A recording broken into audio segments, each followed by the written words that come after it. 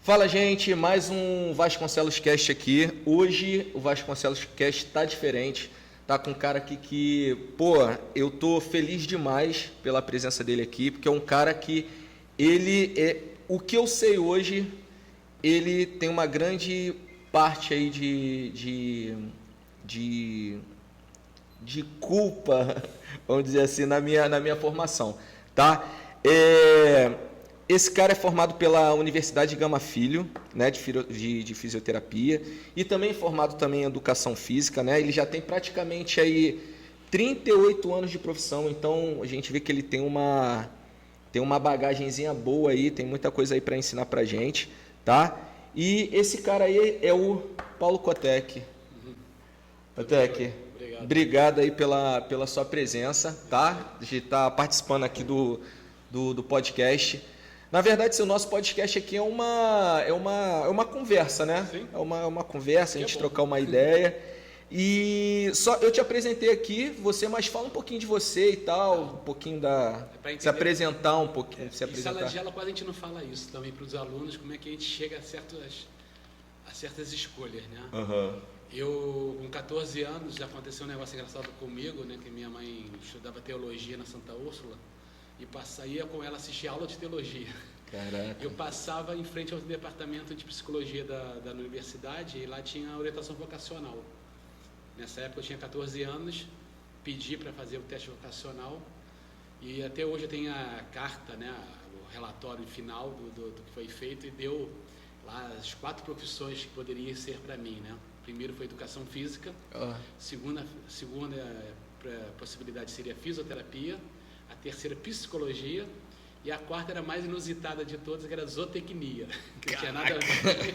Uhum. Aí com 14 anos de idade eu comecei a trabalhar em educação física, porque nessa época eu era federado de judô, né? Eu cheguei em uma época a atuar como dentro de uma academia na Tijuca, que é onde eu morava nessa época. Mas você competia assim? Isso, Competia? Ah, legal. competia direto, entendeu? Tem uma lei que determina que você, no segundo grau, né, que é o ensino médio, se você tem uma atividade federada, você era liberado das aulas de educação física. Aí nessa época eu ajudava meus pais, né?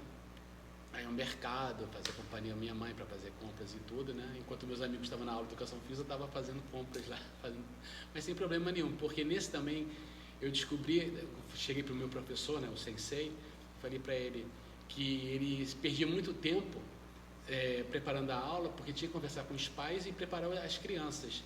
Então, na realidade, eu cuidei de crianças no início para arrumá-las com a roupa do judô e tudo e deixar preparado para começar as aulas, ganhar um dinheirinho com isso. Então foi daí você ver realmente a educação física era a minha praia, né? Eu assim, além do judô, eu gostava de bicicleta, também comecei a surfar. Caraca. Então, tudo aconteceu. De 14 até os 23, até os 17, 18 anos, quando eu comecei a faculdade, eu tinha uma atividade física muito intensa. Mas nunca tive físico exuberante. Tá? Sempre tive uma parte normal, mas eu gostava de praticar esporte, natação, judô, surfar e tudo.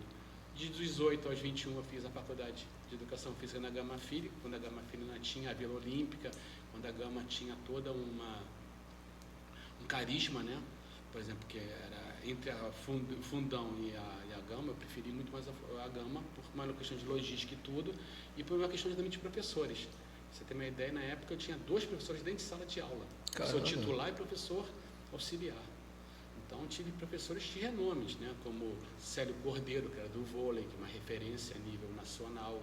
Eu tive o Bira, que hoje é comentarista do Sport TV, foi meu professor. Que legal. O Valdir Bocardo, também de basquete, era um ex-atleta de basquete de alto rendimento. A Ruda, Berenice, da ginástica artística. Darcy Mires, professor de vanguarda na época, na área de ginástica, que pouca gente falava sobre isso. Vitor Hugo Arrigoni, do Karatê. Então, Roberto Pávio na natação. Se eu ficar aqui, vou falar vários professores com seus auxiliares, que todos eram alto nível. Eu fiz também um estágio lá dentro, onde o Mundo Novaes, que era uma referência na área de fisiologia, entendeu? Então eu fiz todo lá tinha um laboratório de fisiologia, onde fiz toda uma parte de avaliações funcionais com atletas de alto rendimento. A equipe de vôlei, na época da seleção brasileira, era avaliada por nós, então Isabel e companhia, Ana Moser e companhia, estava lá dentro, não conhecia esse trabalho todo. Aí eu emendei em 87, filmei no final de 86, não, 86, final de 86, em 87 eu emendei na fisioterapia. Então saí de uma faculdade para outra direto, aí entrei na FRAS, que é uma faculdade pequena, que era noturna, aí também para o meu trabalho, já trabalhava com educação física, e eu já trabalhava com educação física infantil. Isso é uma das coisas que hoje em dia me influencia muito. Sim. Trabalhei 13 anos com educação física infantil, com criança de 0 a 4 anos, foi meu foco principal, mas cheguei a trabalhar com crianças até o ensino fundamental, primeiro segmento. Aí, isso tudo também foi fomentando o meu pensamento crítico sobre isso. Nesse meio tempo, na década de 90, eu não quero falar isso tudo, porque para ver para onde eu chegar... Sim, para contextualizar. Contextualizar tudo, para ver como é que chegar a isso tudo. Eu conheci um trabalho de um psicopedagogo, né, mas ligado tudo à psicomotricidade, na realidade, né, que é o André Lapierre, o francês, e ele tinha um trabalho interessante que era chamado Análise Corporal da Relação. Esse trabalho foi uma das coisas que mais me fundamentou minha área de trabalho, que isso me ajudou muito na educação infantil, né, na época eu dava aula de educação física, e era um trabalho de você ver a parte da motora em relação ao contexto emocional e contexto em cima de adultos e outras populações, né? Então, assim, para explicar o método é muito complicado, porque só vivenciando que você vai entender, mas ele faz uma análise do teu corpo em relação ao que você está no teu ambiente incluído, né? Família, sociedade, casamento, filhos e tudo vai tendo envolvimento para isso. Isso foi uma primeira base minha forte que eu tive de motricidade. Tá? Depois disso, eu fiz várias pós-graduações, mas não concluía nenhuma, né?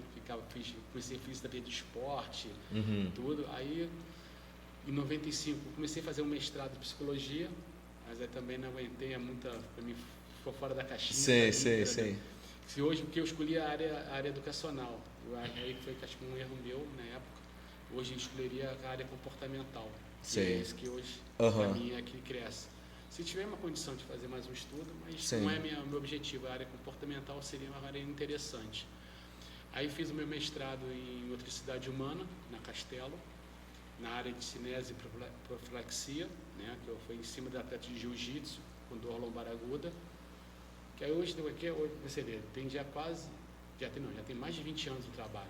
Então hoje já mudou muito o contexto também sobre isso, mas só que deu uma visão maior para mim, porque nessa época eu já trabalhava com um colega quiropraxista, né, que faz manipulação, e conheci o pessoal da osteopatia também, que é duas áreas da fisioterapia, mas também são pessoas... A quiropraxia aqui no Brasil também tem alguns profissionais não só puramente quiropratas, né? Sim. Então ele tem uma visão até interessante.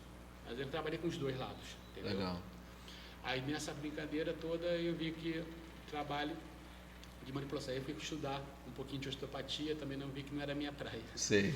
Entendeu? Aí eu estudei 1 ano de osteopatia, mas aí eu prefiro, porque o meu lado mesmo, que eu acabo assim, agora deixando aqui mais para recente, é que a minha parte mesmo é motora.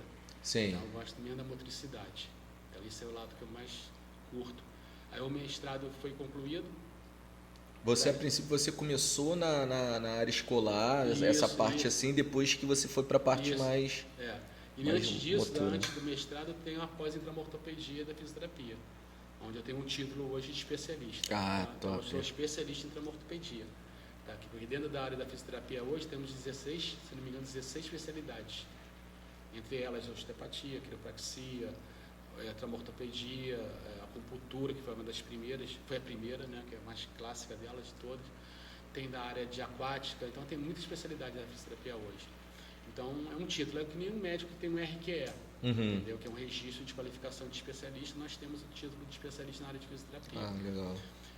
Na área de educação física, assim, eu fiquei misturando um pouco uma coisa com a outra. Então, especificamente, coisas voltadas para a educação física, quase não fiz nada, mas sempre fazendo um pensamento da recuperação funcional, entendeu? Então, eu fiz vários cursos relacionados com a atividade física motor, então tenho uma formação em Pilates, me formei em Salvador em 2015.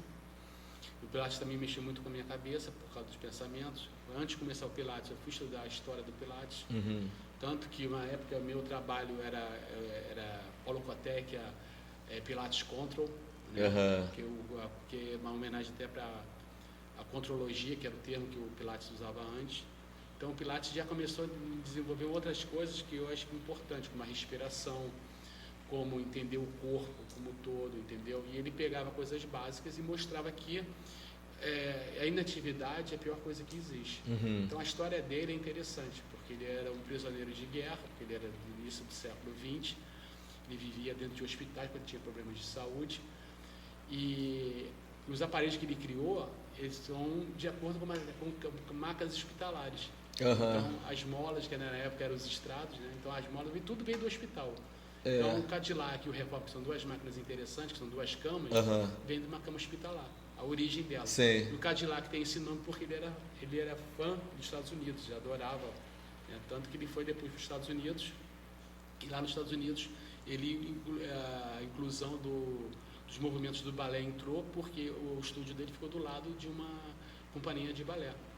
Mas o fundamento dele no início era quase uma calistenia, vamos dizer assim, exercícios mais calistênicos, mas ele botou muita respiração por causa do yoga e movimentos de artes marciais. Esse é o princípio. Ele fez todo um blend ali, ele criou. Então, foi daí que veio o Pilates. E o balé entrou por causa dessa bailarina, entendeu? Aí ele morreu por causa do incêndio no estúdio dele em Nova York, mas daí deu continuidade. Mas ele sempre preconizou uma coisa mais aberta. Eu, uma vez na faculdade de educação física mesmo, eu estudei sobre isso e a professora falou exatamente sobre isso, sobre essa questão do balé e tal. Tanto é que os movimentos são bem parecidos, exatamente, né? Aquela coisa... Tem um outro método que é pouco conhecido aqui no Brasil, mas também que esse vem muito do balé, que é o Girotonic. Girotonic usa, em vez de usar o sistema de mola, usa o sistema de peso, mas aí ele usa de uma maneira diferente. Tá? E movimentos giratórios, entendeu? Que aí engloba vários movimentos. Legal. Entendeu? Porque tem outro trabalho também da década de 50, 60, que aqui no Brasil é conhecido mais como facilitação neuroproprioceptiva, FNP, ou PNF, né, como é que é em inglês, mas o método começou como Knott Voss, que é um método mais antigo, princípio mais antigo, mas depois evoluiu e ficou com o PNF. Tem certificações internacionais, aqui no Brasil temos professores certificados, tem professores que viajam no mundo todo dando o PNF certificado.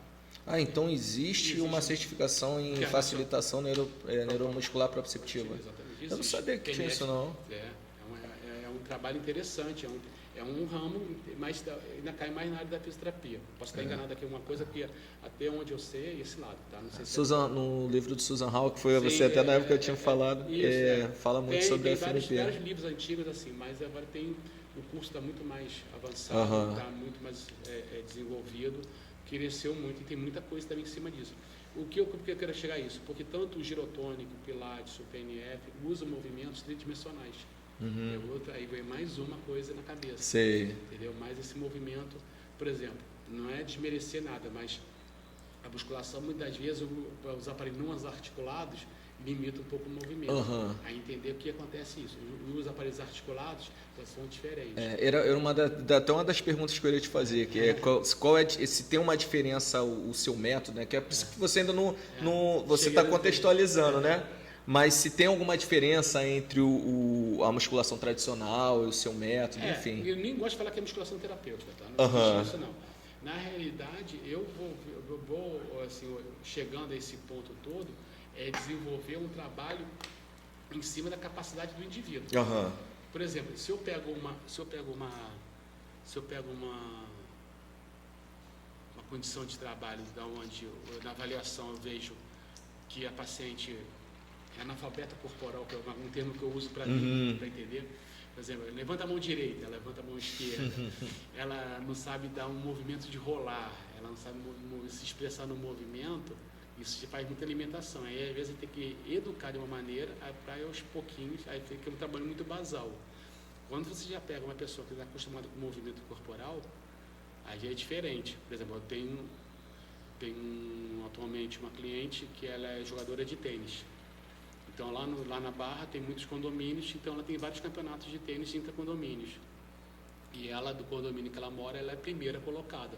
Mas só com o perfil dela. Mãe de 2 filhos, tem mais de 40 anos. A filha mais velha tem 3 anos e o filho mais novo tem 1 ano. Então a rotina de vida dela não é normal, né? Então ela tem todo um segmento. Eu trabalho também lá com campeonatos de tênis. Então tem lá um cliente que ele monta um campeonato, então a gente tem lá uma clientela toda específica. Então eu faço um trabalho específico para aquele momento. Mas aí sempre divulgando. Então para cada perfil a gente vai jogando um assunto para entender como é que eles vão fazer. Então tem assim, eu divido. Eu também não sou egoísta no meu trabalho. Eu acho que quanto mais você trabalha multimodal, melhor. Se a pessoa já tem um personal, já tem um trabalho específico e está dentro do perfil que eu gosto, eu falo para ela, pode ficar com o personal à vontade. Aí eu faço um trabalho específico para o caso dela. Então, por exemplo, pegando esse exemplo da jogadora de tênis, quando eu conheci, ela teve a síndrome da pedrada, que é uma lesão da panturrilha, do gastrocnêmio, porque ela estirou demais o músculo, ela estava fadigada e tudo, e fez. Aí tratei, aí depois disso continuamos um trabalho para montar um trabalho, não é assim, prevenção, para as pessoas entenderem, não é que não vai ter mais o problema, mas quanto maior o tempo sem ter o problema, é o que eu vou ganhar. Então ela está há 6 anos sem ter o problema na panturrilha. Então ela corrigiu um déficit que ela tinha ali. E ela vem ainda fazendo esse trabalho de musculação com o personal de forma concomitante? Não.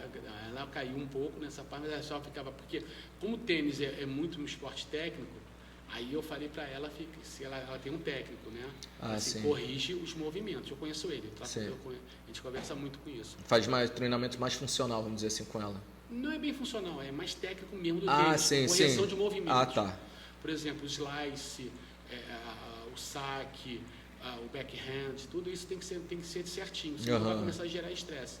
O tipo de raquete para ela se adaptar, o tipo de quadra que ela está acostumada a jogar, o tipo de tênis que ela tem que usar nessa história, como é que ela tem a rotina dela, por exemplo. Tem um filho pequeno de 1 ano, não vai dormir mal, então o sono dela é bem prejudicado. Eu vou parar, ela assim, você não pode jogar mais por causa do filho? Não, ela continua jogando, ela sabe dos limites dela, mas isso não se torna um fator de catástrofe, um fator de impedimento do esporte. Então, ou seja, porque se eu corto uma coisa que é boa para ela, que é justamente jogar o tênis, que é a válvula de escape dela, que isso que dá o prazer para ela, isso que faz tudo para ela, e dá um pique maior para tanto para ficar no casamento, ficar com os filhos, ficar na parte social. Então ela está lá. E ela é competitiva demais. Entendeu? Então ela é competitiva. Então nessa competitividade dela, necessita disso. Se ela para isso, ela vai ficar como? Vai ficar totalmente comprometida e fora do contexto dela. Então, o que acontece? É sempre adaptando o sistema. Então, o estilo de vida é um fator hoje que eu vou reparar muito nisso. Eu não quero ser uma pessoa, não, está proibido, não sei o quê. Porque você acha que tem profissionais, infelizmente, que é assim, né? Que tem essa... que vai parar tudo. Eu não. Diminui o volume, diminui a intensidade, entendeu? Um trabalho atual com ela é melhorar a qualidade de sono dela. Mas ela faz, eu sei que é impossível atualmente, mas a gente não está deixando que o fator sono seja tão prejudicial. Ela sabe que perde um pouco do rendimento, mas ela compensa com outras coisas. Você acaba fazendo ela ter essa consciência, né? O que eu faço com ela? Consciência corporal com ela. Então, o que acontece hoje? O que eu faço com ela? Ela teve depois uma epicondilite, né? Nem epicondilite mais fala, né? Epicondilalgia, né? Ela tem uma deficiência na alteração do epicôndilo, da musculatura lateral do cotovelo. Aí, nesse meio tempo, eu faço um trabalho de prevenção para ela, por causa de vários fatores, porque ali é um dos fatores que ela tem mais deficiente. Mas hoje em dia, já não fico mais focando ali, eu foco o corpo todo e faço uns trabalhos de direto. Então, eu faço trabalho de movimentação com ela. Então, eu faço muitas brincadeiras lúdicas com ela, entendeu? Não é ludoterapia, nada, nem brincadeira. Sei. É brincadeira, geralmente, por exemplo, se você pede para uma criança andar num parque, ela vai explorar o parque. Ela vai subir, descer. A gente vai andar reto, não vai ficar evitando de pisar na grama, entendeu? A criança explora o espaço. Isso e eu aí. quero que ela explore o espaço onde ela está. Legal. Entendeu? Então, essa é uma das coisas também que eu mudei um pouco a maneira de ver. Explorar o que tem. Então, por exemplo, eu trabalho com ela hoje em dia numa sala, que lá no condomínio dela tem essa condição, trabalho numa sala onde ela faz uns movimentos bem à vontade.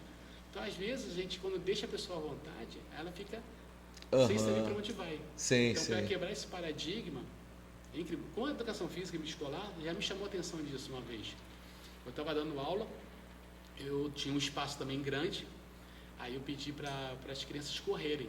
Todo mundo começou a correr em círculo. Eu não falei para correr em círculo, eu falei correr. Só dei essa ordem, corram. E correram em círculo. Eu falei assim, para. Por que vocês estão correndo assim? Crianças de 5 anos de idade já viciadas em corrida circular. Porque era o modelo que eles tinham. De ver os pais, de ver as coisas, de tudo, era um modelo. Eu pedi para correr. Corram. Aí começaram a perceber que podia explorar. Aí foi explorando o espaço. Todo mundo correndo de uma maneira aleatória. Essa maneira aleatória que tinha que fazer o quê? O que acontece? Eles tinham que tomar cuidado para não bater com o outro. É isso que eu estou pensando agora aqui. Não bater com o outro, desvio, né? Mudanças bruscas de direção, frear, olha, atenção plena. Isso.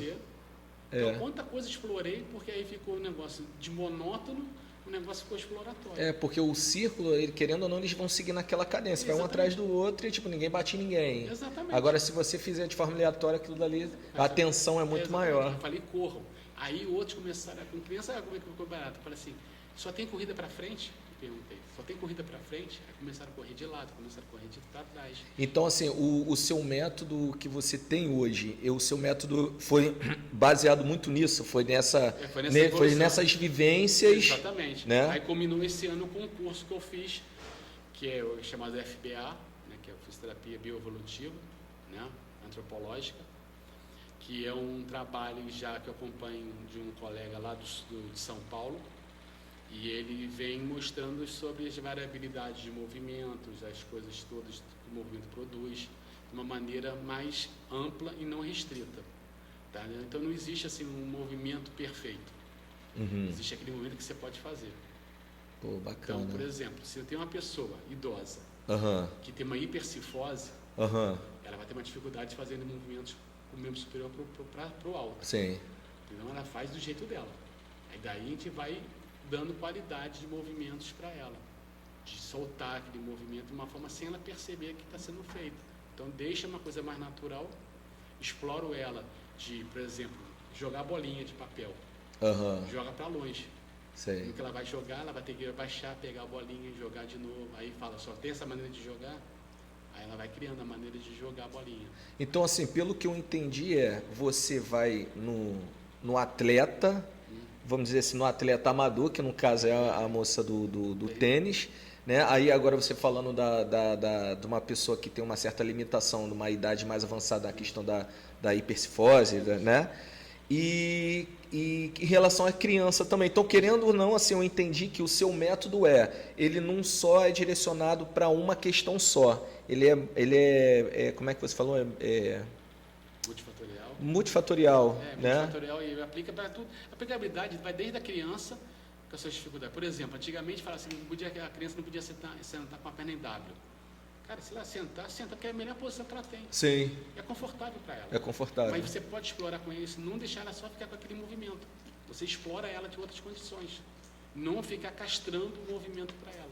O que acontece é que hoje em dia, esses movimentos são todos robóticos. Uma das frases do FBA que eu acho um barato, que o Pablo fala, ele até, uma vez ele falou assim, pô, Paulo, nem lembrava dessa história, né? E quando ele fala, né? Hoje em dia, os robôs estão virando humanos e os humanos estão virando robôs. Os nossos movimentos estão mais robóticos. Exatamente. E os movimentos do robô estão ficando mais humanos. É verdade. Isso é uma incoerência, cara. A gente está perdendo uma essência natural. Então, por exemplo, tem 2 livros fantásticos que não tem nada a ver na área, mas é de historiador, né, do Yuval Harari.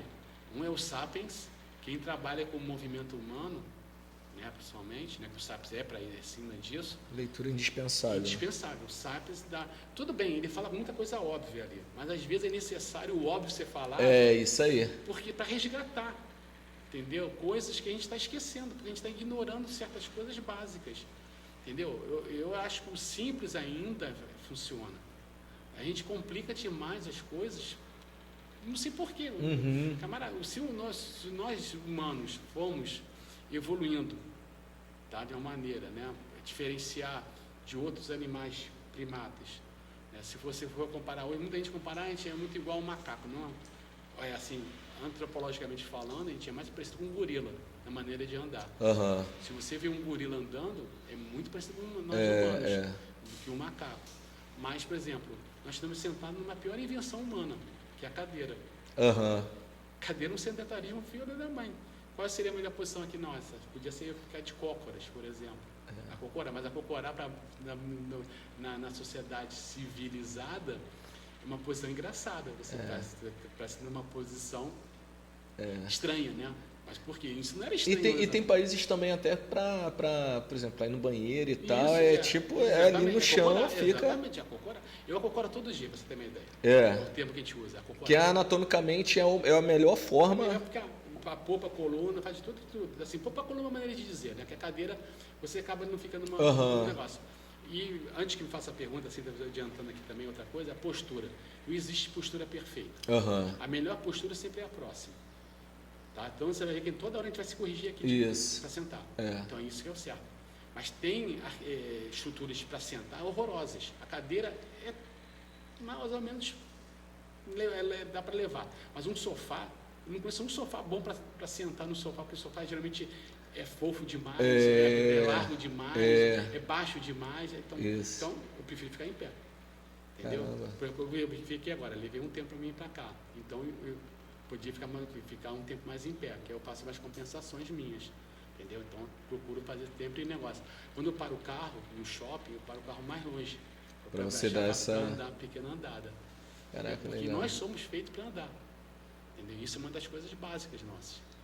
Se você pega o que no Sapiens fala, né, que é justamente o homem caçador-coletor, que é o homem primitivo, ele, para caçar, tinha que andar muito, tinha que fazer estratégias. Então, isso vai sendo as evoluções. Por exemplo, o fêmur nosso. Né, nosso fêmur, se você for ver, ele os côndilos são mais medializados em relação à cabeça do fêmur. Isso é uma condição de posição bípede. Isso é uma evolução. Os primeiros homens, o homem erectus, o fêmur dele era quase reto, ou seja, era perpendicular aos côndilos femorais com a cabeça femoral. Por isso que ele andava mais esquisito. Sim. Isso é uma das coisas evolutivas. Caraca. Porque nós perdemos muito, por exemplo, o braquiar, que é ficar pendurado. Aí uma atividade interessante que cresce muito é o parkour. O parkour. O parkour é uma atividade interessante.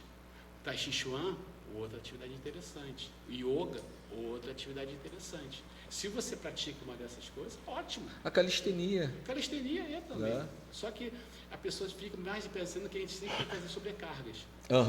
Mas o próprio peso corporal, assim, não é críticas minhas. Não, é só entendo. Posicionamento, entendeu? Sim, posicionamento, por exemplo, abdominal com sobrepeso, será que é necessário? Porque a gente pode usar várias alavancas. O nosso corpo é uma alavanca. Então, tem várias brincadeiras com o abdominal.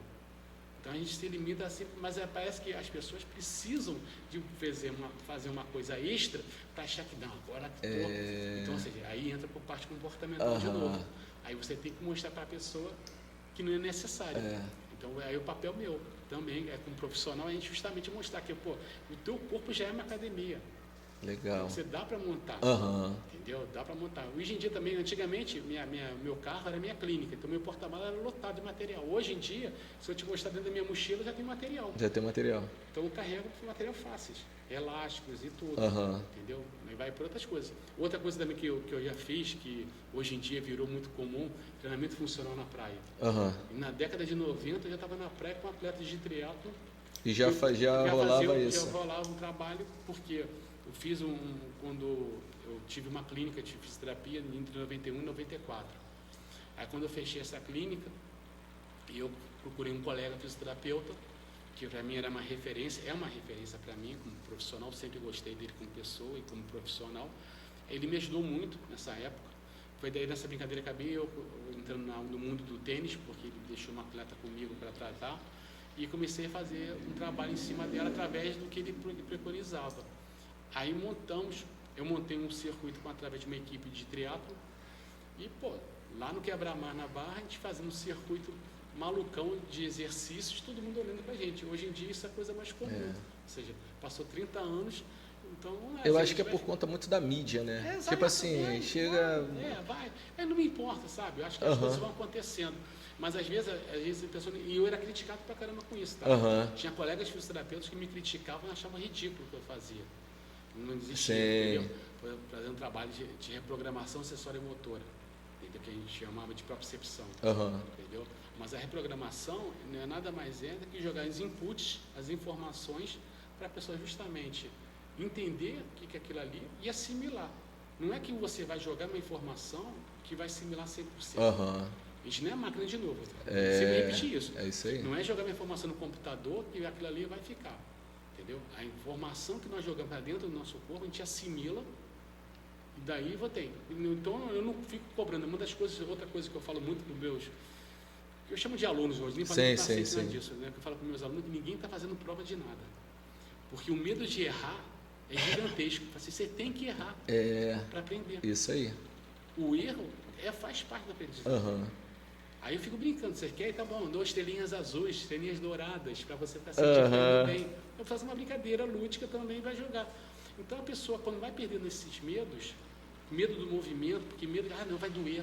Medo, ele nem fez o negócio, já, como é que você sabe, cara? Você tem, aí eu tenho que fazer as brincadeiras. Você agora virou guru, virou previsão do tempo, previsão de não corpo, pode errar. Não pode errar. Cara, o corpo foi feito para errar. Entendeu? Por mais que você pratique o movimento, praticamente quando um atleta é muito bom no que faz, por exemplo, vamos botar até um exemplo clássico, né? De atletas de alto rendimento que vão para a Olimpíada, os caras chegam numa perfeição de movimento perfeita, você vai ver, mas os caras repetiram muito para chegar naquele padrão. Então é a mesma coisa do professor. O professor não é só em sala de aula que ele está fazendo o trabalho dele. A preparação da aula toda já faz parte do processo. Isso aí. Então as pessoas esquecem o processo, só quer ver o fim. É isso aí. E isso que eu falo sempre no meu trabalho é justamente isso, eu quero ver o processo. Então é bacana depois de um tempo o aluno vai lá para mim, pô Paulo, lembra quando eu comecei a fazer esse exercício, eu mal conseguia fazer? E agora eu faço. Cara, você falou uma coisa agora que aconteceu muitos anos atrás, na época da faculdade mesmo. Eu até comento assim com alguns alunos sobre isso, né? Que a gente... A professora tinha passado algumas questões para a gente, ensinando lá para a gente e tal, os métodos de aprendizado, que seria o método tradicional, nunca mais me esqueci disso, tradicional, progressista e tecnicista. E o que você fala é realmente isso, é o método progressista, que é a progressão. Aí a professora chegou, isso lá na Unigran Rio, ela chegou e falou assim, não, que o método tradicional isso tem que acabar. Porque é exatamente o que você falou, que a gente precisa de ver o processo. E ela sabia que nas aulas eu sempre participei, eu sabia o que eu estava falando, né? Sempre estava lendo os artigos e tal, junto com ela. Aí ela me colocou para fazer a terceira avaliação, que eu não tinha passado. Aí eu fui, chamei ela, falei, professora, posso conversar com a senhora? Ela falou, pode. Eu falei assim, a senhora não acha que muitas das vezes a gente tem uma gama de metodologias que muitas das vezes a gente fala, mas acaba fazendo a mesma coisa? Ela falou, por quê? Eu falei, não, porque a senhora tinha falado comigo que o método tradicional tinha que acabar, que o método progressista que seria o ideal. E a senhora sabe que eu sei da matéria, que eu sei que eu participo, só que a senhora está fazendo a mesma coisa. Mas não tem problema, eu vou para a terceira avaliação, quero contextualizar aqui que a senhora está fazendo a mesma coisa. Mas não tem problema não, eu vou fazer. Aí quando foi na aula seguinte, ela chegou lá e falou, não, Júlio, realmente, tá, falando, me passou. Mas assim, é porque realmente eu falei uma coisa que ela, né? Então assim, a gente precisa ter uma expressão em inglês que fala assim, walk the talk, né? Que é você, o que você fala, você tem que fazer, né? Que, embora tem muita gente que faz isso, tem uma gama de metodologias, fala que faz isso, faz aquilo, mas ele realmente não faz aquilo, né? Então a gente tem que mudar. Aí vem o trabalho educacional de novo, como é que é o trabalho árduo. É isso aí. Entendeu? Porque eu parto do princípio que todo mundo é igual. É isso aí. Entendeu? Só com uns com mais experiências, outros com menos experiências. Trabalhar com adulto é uma coisa, trabalhar com idoso é outra coisa. Então, por exemplo, no idoso, o medo do movimento torna ser maior, que faz parte. Entendeu? Mas o que eu tenho que mostrar para ele? Qual é o principal trabalho que eu tenho com o meu adulto, com o meu idoso? ele não cair. É isso aí. Porque a queda é a maior parte deles, é que Aham. vai abreviar a vida deles. É isso aí. Tá? Mas se um camarada vive num ambiente, por exemplo, uma senhorinha que tem artrose no joelho, mora no alto do morro, e todo dia ela tem que subir 500 degraus e descer 500 degraus, todo dia, tem que contextualizar isso pra É isso ela. aí. Então faz parte do processo dela. Então tem que subir mesmo. Tem que subir. É isso aí. Tem que subir. Ó, engraçado, tem coisas que você me ensinou naquela época, cara, que eu nunca mais me esqueci. E hoje eu falo isso muito com a minha esposa. O meu filho agora ele vai fazer 2 meses, né? Pouco tempo aí. E minha esposa ia comprar aquele negocinho de ficar em pé, O andador. o andador. E eu lembro que você tinha falado exatamente isso. Você falou assim, ó, aquilo dali é péssimo para a criança. A criança ela precisa realmente de fazer força, ela precisa de andar, ela precisa, né? Então assim, essa questão do ensinar, né, cara? A gente tem que Ela tem que errar para aprender. exatamente. Ela tem que errar. E eu, tipo assim, eu levei isso pra vida e eu falo, cara, não, ele falou pra mim, eu falo de você até hoje, né? Tem um andador que é tipo que você fica montado e Sim. tem um andador que a criança tem que subir e empurrar o carro. Aham. Esse pode. Sim. Porque quando ele é cansado, ele vai descer. É. Porque ela tem que ter uma Não, qualidade. aquele que é exatamente, assim, que calça. aquele que fica- exatamente. Esse Esse que acontece. você tinha falado. A perna fica mais arqueada e a estrutura da gravidade. Aham. Então, será que aquilo isso é uma coisa natural para a criança? É isso aí. A criança tem que aprender. A criança tem que ter frustração. Agora deixa eu fazer uma pergunta assim, que é até um pouco meio fora daqui, mas assim, eu sempre imaginei o seguinte, o trabalho de força é o quê? Adaptação neural ali que a criança vai fazer. Eu ouvi uma pessoa falando assim, que a criança não pode ficar em pé forçando ela, que você pode fazer com que o joelho dela venha ficar varo. Isso, cara, eu achei assim, A criança porque falou que era reflexo. Não, o que ela tá fazendo é reflexo, ela não tá fazendo força. Eu falei, pô. Aí aquilo dali ficou meio. A criança ela tem seu tempo todo maturação neurológica, Aham. isso tudo, né? O nosso sistema nervoso amadurece durante anos. Não é chegar e sair andando. Aham. Uma girafa tem que andar em 3 horas, a girafinha. E nós Pois levamos é. 1 ano e meio para andar. Aham. Tá? A criança andou com 1 ano e 1 mês. Não, aí isso faz parte. 13 meses é mais ou menos a caminhada, mas a caminhada para frente. Sim. Então eu falo que no início a criança parece que vai cair. Então é sucessão de passos evitados, são sucessão de quedas evitadas. Isso que é andar para frente. Aham. Mas se você empurrar lateralmente, ela vai cair, porque ela não tem a lateralidade. Lateralidade. Então, só com 1 ano e meio que vai ter isso. Então você com a criança até 4 anos de idade, ela está entrando numa maturação motora violenta ainda. Então, por exemplo, uma criança com 1 ano, ela não sabe da cambalhota. Uhum. Mas a cambalhota faz parte do processo, porque a cambalhota já é uma coisa que ela vai cair para frente, vai ter que rolar, mudar de posição ortostática, ela tem que botar a cabeça para baixo, ela tem que fazer um giro que Aham. mexe com todo o sistema labiríntico e ficar numa posição. Então, geralmente, você leva isso para uma criança com 2 para 3 anos de idade para dar uma cambalhota. Lá na escola, isso eu nunca esqueço, as mães ficavam desesperadas comigo. Eu ensinava meus alunos com 2 anos de idade a fazer cambalhota. Entendeu? Então, a cambalhota é o rolar para frente, mas você tem que rolar para o lado, que você começa, entendeu? E isso tendo uma questão, tendo de trabalho com nossos pacientes, eu faço muito com meus pacientes, eu faço isso muito de rolar com eles. Tem várias formas de rolar, Uhum. entendeu? E a gente perde esse rolar. E rolar para trás, entendeu? Então, o rolar para trás não ensina para uma criança de 2 anos. A criança com 2 anos começar a aprender a rolar para frente. Perder medo de rolar. Sim, sim. Entendeu? Porque isso também dá segurança. Então, o próprio conhecimento do corpo te dá segurança no que você pode fazer. Entendeu?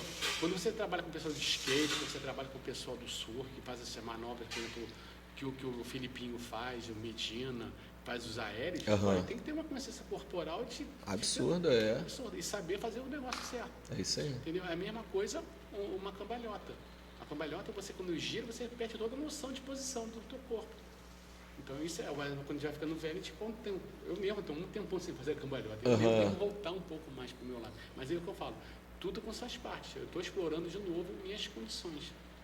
Então, eu tive que fazer muita coisa para mim atualmente até chegar ao que eu estou chegando. Mas a cambalhota, por exemplo, é uma das coisas que a gente vê. Isso no parkour é direto. Você vê que praticante de parkour, ele faz o movimento e sempre dá uma cambalhota para frente. Aham. É um movimento Isso aí. faz parte do processo. Então ele sabe cair, ele Sabe sabe cair. se projetar. Então, Quando ele pula, ele faz isso aqui e já igual- rola. Exatamente, porque ele usa a cinética do movimento e usa como uma coisa favorável. Então ele faz o rolo, então ele não perde a capacidade. Então ele consegue explorar bem isso. É movimento de explosão, tudo vai sendo explorado. O que a gente tem que fazer, por exemplo, é deixar a criança se sujar. Isso A aí. vitamina S que eu falo, que é a vitamina sujeira.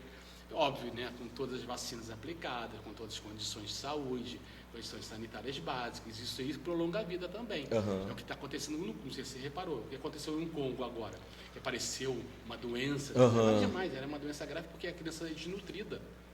E é um sarampo, porque lá está violento, o sarampo está violento, lá várias coisas, várias doenças básicas, assim, são exterminadas. E aqui, por causa de vacina, entendeu? Está criando uma coisa louca. Sim. Então, isso aí, cara, pelo amor de Deus, a vacina para mim é uma condição inegociável. Eu tenho todas as vacinas, todas. Ah, mas a vacina não dá tanta proteção. Cara, tem tanta coisa que não dá proteção de nada e você usa. É isso aí. Pô, a pior vacina que nós temos no mercado aí é a vacina da febre amarela. Se você não toma, você morre. Se você não toma, a probabilidade de morrer é muito maior do que você tomando. Na dúvida. Na dúvida, toma, cara. Não toma. Sabe, coisas básicas. Então, a criança hoje, cara, está muito tolhida da parte motora. Porque, tudo bem, está sendo mais despertado um lado visual, um lado que tem um lado de estímulo muito grande, mas o estímulo motor está se perdendo um pouco. Então, eu acho louvável, quando os pais ainda já levam a criança para fazer atividade física desde cedo, mas lúdica. Sim. Sem comprometimento. Minha filha, só vi me preocupar com ela, se ela queria ser atleta ou não, com 12 anos de idade. Até lá, cara, quer fazer judô? Faz. Aí passa um mês, quer fazer balé? Faz. Quer fazer futebol? Faz. Aí quando chega aos 12 anos mais ou menos, o que você quer agora? Porque aí já tem uma maturidade para isso. Mas o importante de uma criança até 12 anos de idade, uma idade assim, não é rigidez isso. Sim. É só para entender como é que acontece o processo. Quanto mais ela explorar o ambiente dela, maior capacidade que ela tem de versatilidade do que vai ter. E isso traz o que para ela? Uma consciência corporal violenta e condições de saber enfrentar os problemas. Entendeu? Tem esses problemas todos de dia a dia, porque a atividade física ajuda você a saber enfrentar. Porque você sabe estar falando das suas condições, suportar uma carga de trabalho um pouco maior, suportar coisas às vezes que a gente não gosta, a gente vai ter que fazer a parte física interessante, por exemplo, uma caminhada. Pô, você vê quantas vezes ela está caminhando, a criança já está no colo do pai. É verdade. Então são coisas assim, não estou falando que tem que caminhar 5 quilômetros com a criança. É isso aí. Ela tem um espaço de caminhada mínima. É isso aí. Explorar isso. Aí depois você pode ter que fazer outras coisas. Entendeu? Levar um carrinho, tudo bem. Entendo. Mas explora o que pode ser explorado. Agora, o que está acontecendo é que a gente não tem conhecimento de ser pai. Essas horas. É isso aí. E foi uma das coisas. Quando minha filha hoje já é adulta, é casada e tem tudo, mas, cara, ela comigo, ela tinha brincadeiras corporais e eu tive o prazer dela ser minha aluna.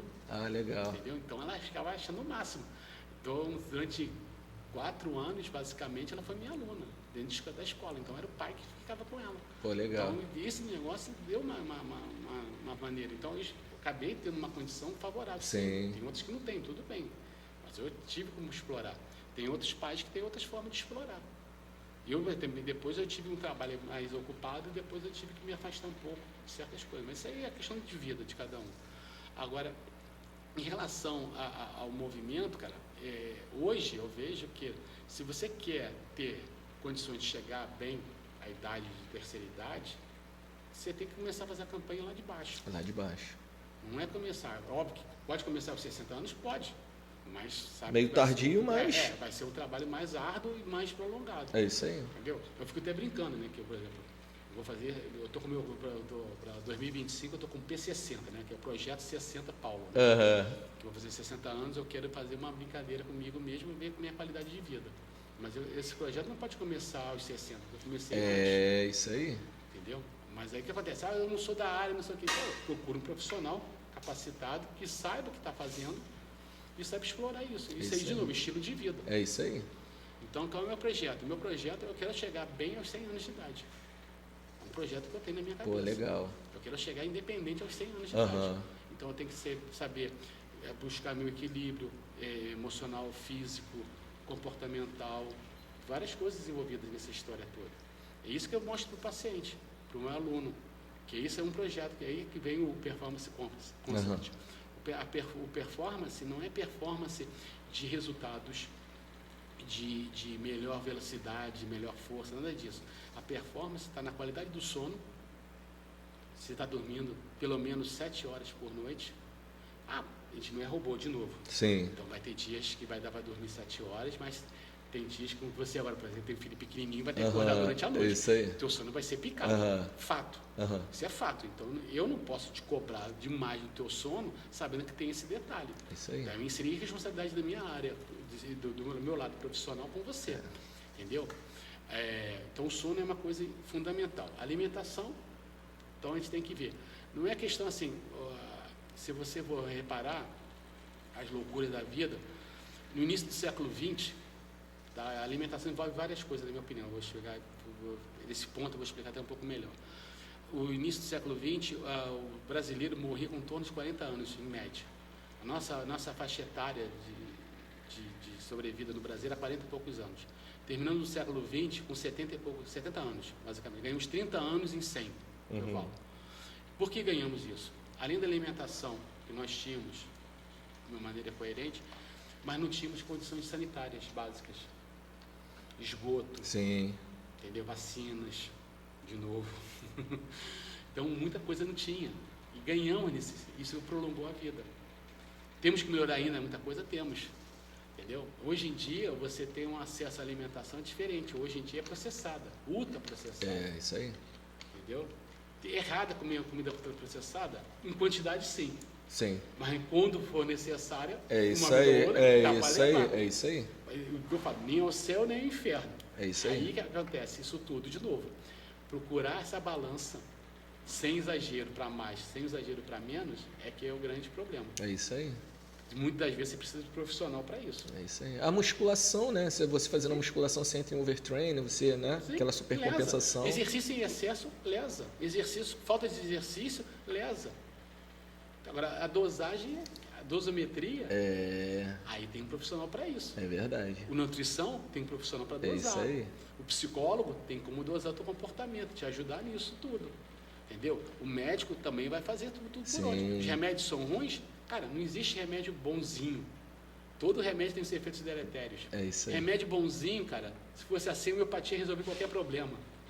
É verdade, é verdade. Nada contra a É homeopatia. verdade, Só quero mostrar isso. Aham, Se fosse remédio bonzinho, é isso aí. não tem nenhum efeito colateral, entendeu? Pô, você vai tomar o antibiótico, sabe que vai ter esses efeitos colaterais. É isso aí. Muitas das pessoas têm, muitas vezes, com um dos efeitos colaterais comuns do antibiótico é diarreia. É comum. É isso então, aí. isso é fato, cara. Mas se não tiver diarreia, se o remédio não fez efeito, para alguns faz efeito. É isso aí. Para outros vai ter Na diarreia. realidade, tem que tentar minimizar esses efeitos deletérios dele, né? Que, tipo assim, Exatamente. mas é inevitável, né? Você fala uma palavrinha aí que eu quando falo, eu me modifico aqui rapidinho. A palavra tentar. Entendeu? Eu falo quem tenta não faz. Tá? Vai fazer o efeito deletério. Vai ter o efeito deletério. Só que algumas pessoas vai ser muito maior, e em outras pessoas vai ser menor. Vai fazer. Se você começar a encarar que as coisas vão acontecer, cara, você vai criar menos expectativas para isso. É outro erro nosso. A gente cria muita expectativa. Então eu falo uma outra frase minha. Eu parece que sou uma das frases também, mas é engraçado por esse lado. Eu falo, a expectativa eu procuro ser mínima, zero. Um próximo de zero. Mas esperanças sempre altas. É isso aí. Eu tenho que manter. Se eu não acreditar em mim, se eu não acreditar no meu paciente, se eu não acreditar no meu aluno, se eu não acreditar nas coisas que eu faço, cara, já acabou minha função. Entendeu? Eu tenho um amigo que tem uma frase incrível, que eu acho mó barato, né? Fala assim, se você falar pra mim que você não tem nenhum problema, cara, você pode ir pro cemitério. Você pode morrer. Você vai acordar todo dia com algum problema para resolver. Problema, é verdade. São coisas assim que eu quero mostrar que nós somos, Não é todo dia temos que resolver problemas. Não é isso também, não é exagerar para esse lado. Mas o cara fala o problema, por exemplo, fazer uma comida. Pode ser problemas para uns, outros é mais fácil chegar lá e compra. É isso aí. Não é problema. Isso aí. Cada um vai dar a relevância do problema. É de cada um. É verdade. Cada um. Eu dou uma relevância para algumas coisas que para outras pessoas passa desapercebido. Mas, por exemplo, eu faço de tudo para me planejar, para não dar problema para mim. Sim. Eu tenho controle sobre isso? Não. Não tem. Mas quem é que está comandando isso? Sou eu. Se eu estou em comando, eu tenho poder de escolha. Não, isso mais não quero. Tudo bem. Às vezes, a gente, numa relação, perde algumas coisas por questões do outro. Mas como não tem controle sobre o outro, cara, vai lá. Eu não perco a amizade por isso, não. Sim. Imagina se fosse assim, cara. Tudo bem, tem assuntos que realmente desgastam a gente hoje em dia. Mas eu procuro abstrair.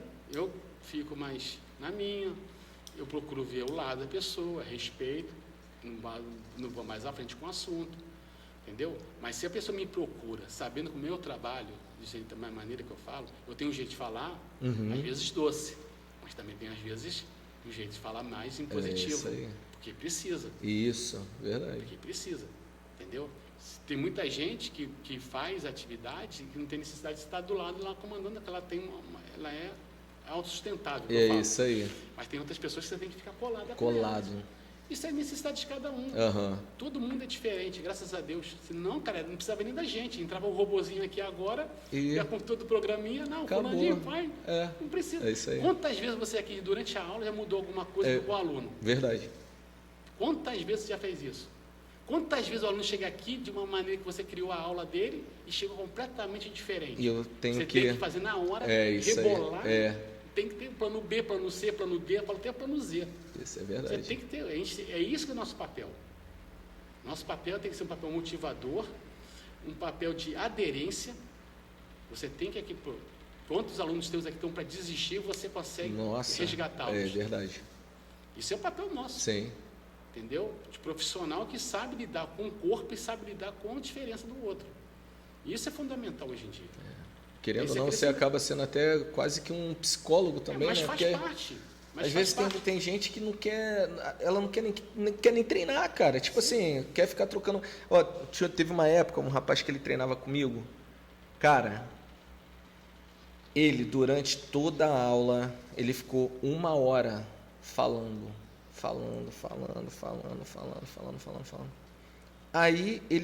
Aí acabou a aula. Nessa que acabou a aula, ele continuou falando. Eu falei, pô, eu vou aproveitar que ele está aqui, eu vou fazendo meu cardio. Aí eu fui pro transporte. Aí eu tô fazendo transporte, juro para você, sem exagero. Ele ficou 1 hora falando, cara, eu no transporte. Eu fiquei 1 hora treinando ele e depois 1 hora ouvindo ele no transporte. Necessidade. Cara, é isso aí. É isso aí. Aí nós, como profissionais, temos que ser capazes de entender, interpretar isso e explorar isso. Exatamente. O que acontece? Ele ficou fiel a você, revisou a você, pelo que você deu ouvidos. Quantas pessoas precisam de ouvir a gente? Verdade.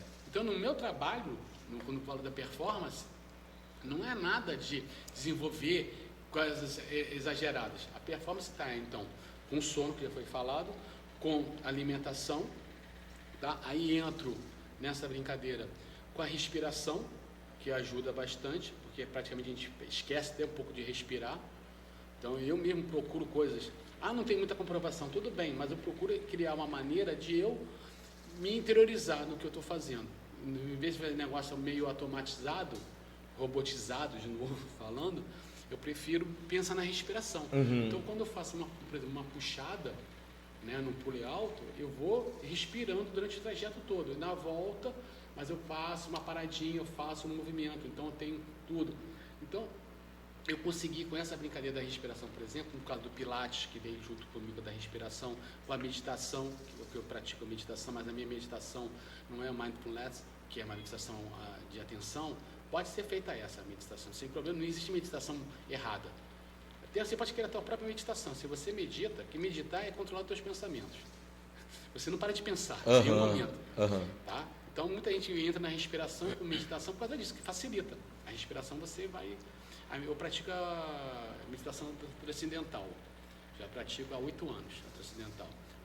A meditação transcendental busca o silêncio. É esse que é a grande busca. A gente tem um mantra, a gente tem umas palavras, tem um treinamento para isso tudo. Entendeu? Agora mesmo, no G20, teve uma meditação coletiva, que é legal pra caramba, que eu gosto de participar, que a gente se reúne, que lá tem umas teorias interessantes, mas faço para o meu bem.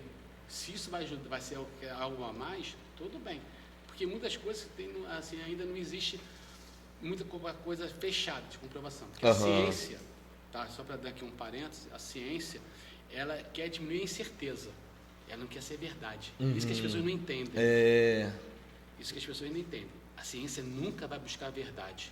Ela quer diminuir as incertezas.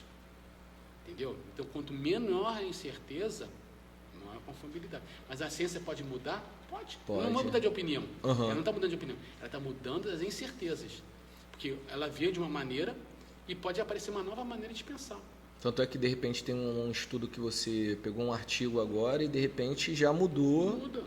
Mas tem coisas lá da década de 60 que hoje são básicas ainda. Sim, verdade. Tem outras coisas que não são nada básicas. Entendeu? Não existe. Agora, que é importante, que já sabemos, que hoje em dia, por exemplo, a inclusão da atividade física tem que ser muito maior, e não da maneira que está sendo falada, porque muitas das vezes, falar da atividade física, pessoas que têm mais facilidade, mais condições, ou tem uma condição social melhor, é mais fácil. E outros que não têm. É isso aí. Entendeu? Então não existe, não é só a hierarquia financeira. Tem também agora para a hierarquia do movimento. Tem pessoas que não têm acesso ao movimento, não porque ela não quer, porque ela não tem condições assim. Sim. Então, é aí que acontece. O lado social hoje em dia é importante. A educação física começou na área de humanas. Entramos agora na área de saúde. Tudo bem, mas não podemos esquecer essa área de humanos, que é uma área muito mais abrangente também. Entendeu? A história não é falar do passado, é falar das mudanças. Isso que é história. Isso o Harari fala o tempo todo. É você entender as mudanças. Se lá atrás tivemos coisas horríveis, então não façamos isso para repetir. É isso aí. Isso é a história. Agora, repetir os mesmos erros, a gente está repetindo muita coisa. E até hoje ninguém mudou a história. É verdade. É verdade, entendeu? é verdade. Então as pessoas hoje, não é, a questão do movimento parece que é simplesinho. Agora eu vou fazer uma crítica séria aqui, tá? Esses youtubers não profissionais, esses influenciadores não profissionais, isso aí. Eles são muito mais lesivos do que benéficos. É isso aí. São muito mais lesivos do que benéficos. Mas se você não usar uma coisa que as pessoas não estão sabendo usar, vai piorar. Quando você faz o café, você usa um implemento, senão o café não é feito. É o filtro.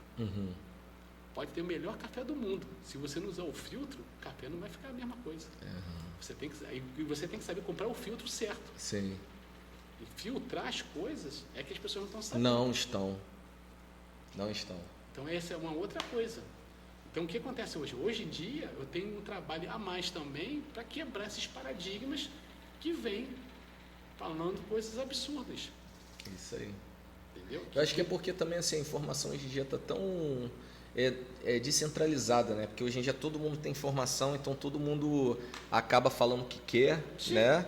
E acaba tomando aquilo como verdade. Sim. Mas assim, não tem embasamento, muitas das vezes científico, não sabe de nada, não... É complicado. Eu vejo que assim, algumas pessoas quando vêm fazer alguma pergunta assim, relacionada a treinamento, a exercícios e tal, cara, eu sou muito básico. Assim, cara, não precisa de ficar inventando. Inventa isso, inventa aquilo outro. Musculação é preto no branco, eu costumo falar isso. É preto no branco, é aquela puxada, empurrada. Não tem, cara, o músculo é um só, é um movimento. Uma vez uma conhecida, ela queria montar um estúdio e tal para ela. Eu achei até um pouco embrionário de ela querer montar, porque ela era recém-formada e tal. Aí eu falei, cara, se eu fosse você, eu esperava um pouquinho, aprende, trabalha em outros lugares e tal, para você aprender. Aí beleza. Aí ela falou assim, não, eu vou montar e tal. Falando, tudo bem. Aí ela veio aqui me perguntar algumas coisas, né, sobre o movimento. Ela falou assim, pô, Júlia, uma aluna minha tá querendo fazer um treino de glúteos e tal, qual é o exercício que eu passo para ela? Aí eu, eu falei, cara, ó, tem um livro top do Susan Hall, cara, mando toda hora isso, do Susan Hall, top, meu irmão, isso aqui é a Bíblia da educação física, mas tu tem que estudar esse livro aqui. Porque eu reparei que eles acabam automatizando as coisas. Assim, por exemplo, puxada. O cara vai fazer um treinamento de costas. Tá, mas se não tiver o aparelho de puxada, faz o quê? Não treina costas? Entendeu? Porque eles não sabem cinemática, não sabem de nada, não sabem onde é que é uma origem, inserção de músculo, nem nada. Aí ela falou assim, não, me fala o exercício. Eu falei, entendeu? Aí eu falei, cara, então assim, tem um monte de gente que acaba fazendo isso, cara, não sabe nem o que está fazendo. Eu costumo fazer uma analogia que é o seguinte, cara, é a mesma coisa de você ir em um mecânico e o mecânico não saber mexer no carro. Sim. O corpo humano ele é todo interligado, você tem que saber o que mexe o que. Isso aqui mexe aqui, isso aqui faz assim, faz assado. Mas não, eles querem aquela coisa assim, pá! Quando vê teu carro, não, nesse carro não mexe. Vai ter medo porque. Entendeu? O meu, então, que é cheio de eletrônica. Não então, é isso aí. Você tem que saber mexer no carro. Você tem uma ideia? Eu fui tocar a buzina do meu carro. Uhum. Comprei uma buzina nova. A buzina não ficou boa. Fui 2 vezes no mesmo lugar. O cara não conseguiu consertar. Aí fui para um cara que eu tenho maior confiança nele. Falei assim, PH, e aí? O problema era o relé. Olha só. Botaram no lugar errado, botaram na posição errada, entrou água e do mau contato. E o cara não tem que conhecer o corpo, o cara não tem que conhecer a dinâmica ali do motor. É a mesma coisa com o corpo humano. O corpo humano o cara tem que saber. Quando você fala do básico, é que eu falo que às vezes você, para errar menos, faz o menos. Exatamente. Menos é mais. É isso aí. Nessa hora. É isso aí. Entendeu? Porque não é para qualquer um que você vai ter uma complexidade maior para entender. Isso aí. Entendeu? A complexidade vai depender da condição e da capacidade da pessoa também que está do teu lado. Aí tem que ter o discernimento. A informação, cara, está qualquer buraco. Hoje em dia tem a inteligência artificial e tudo. Mas o problema da inteligência artificial, de novo, se não sabe usar filtro, você vai começar... É isso aí. Tá? Aí o que acontece? A gente fica achando que o problema não é a inteligência artificial. Quem alimenta a inteligência artificial somos nós humanos. Ainda acho. É isso ainda aí. penso. Sim. Que nós seremos ainda os controladores sobre isso. Mesmo que a inteligência artificial cresça bastante.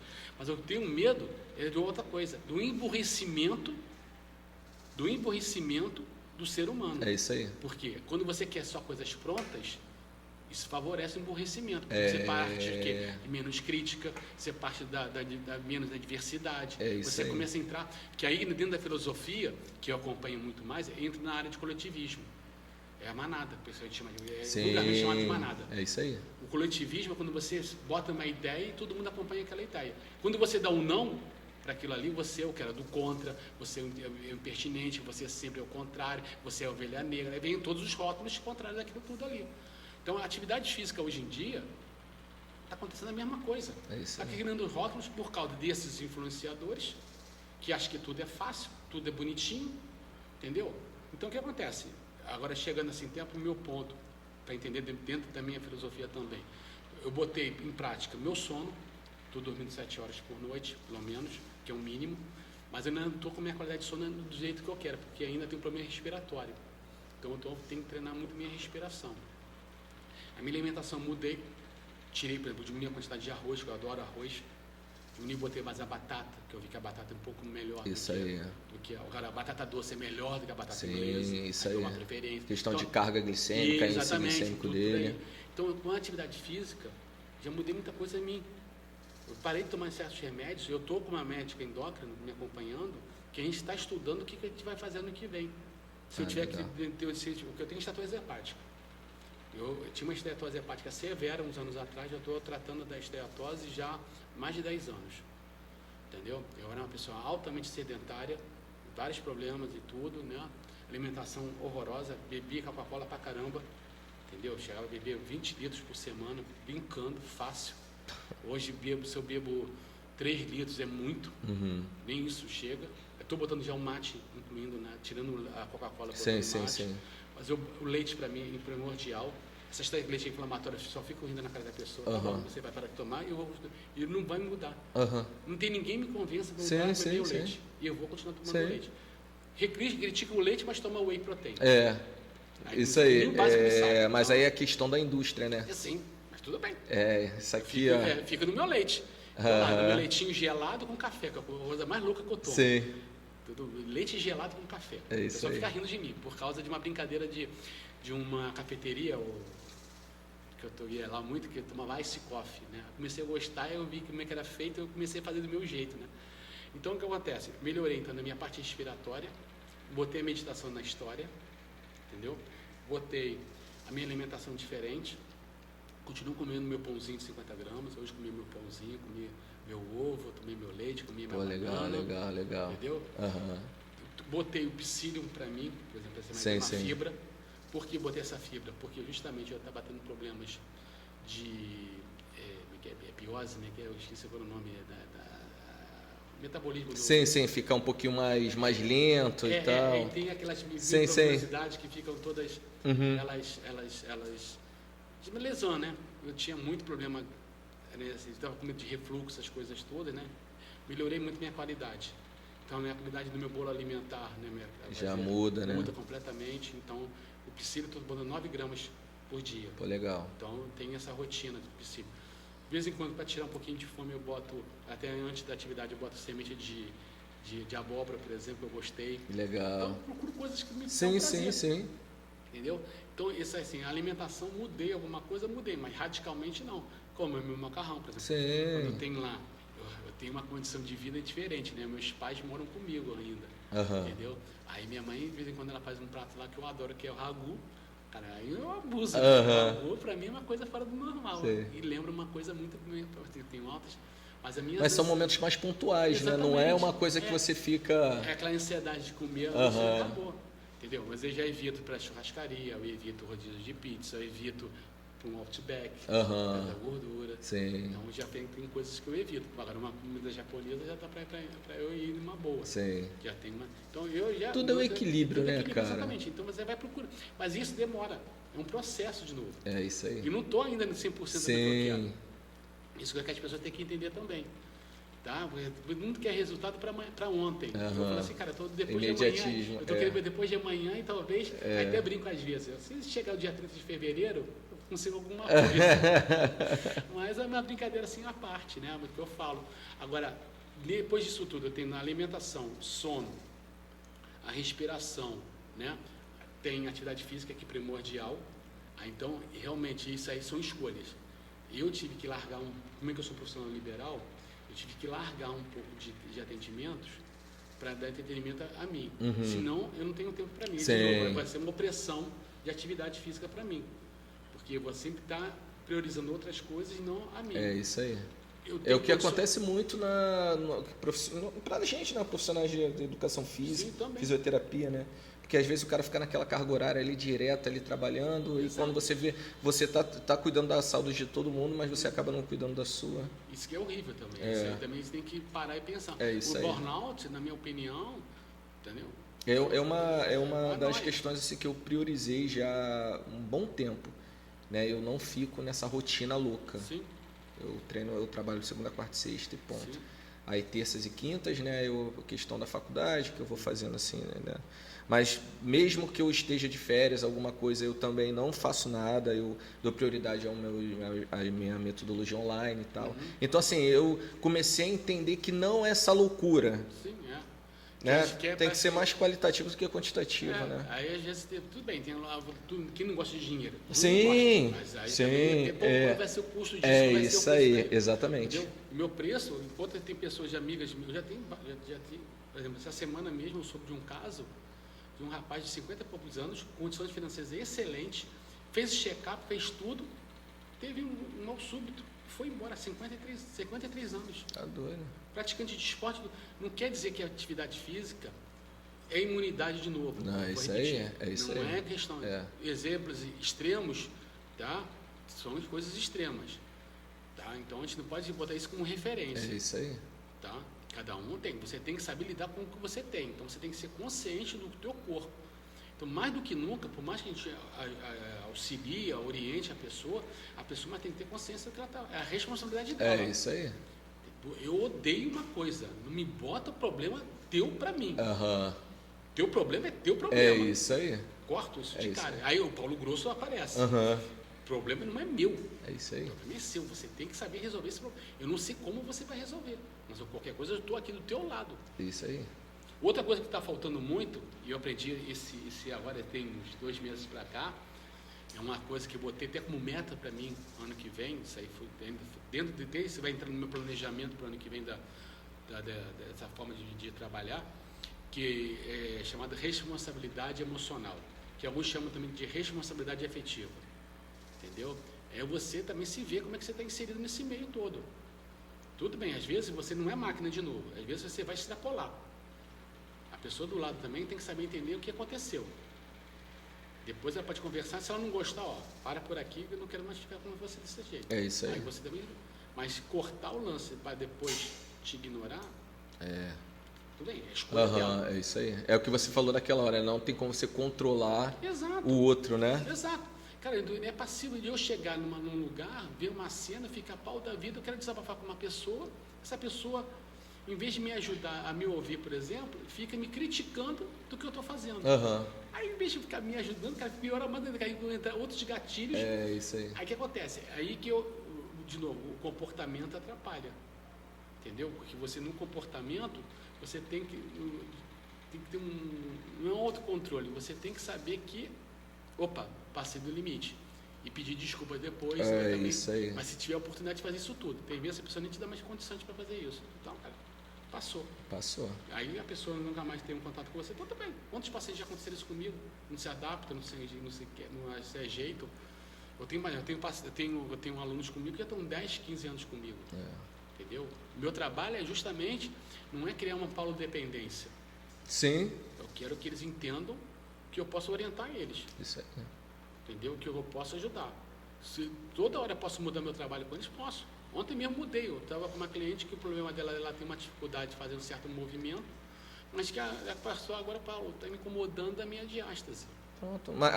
Mas a ideologia é a mesma. Exato. Isso aí. Mas ela, no fundo, eu tiro um pouquinho, porque às vezes cansa aquele foco, porque você vê, já está chegando um limite que ela não está mais.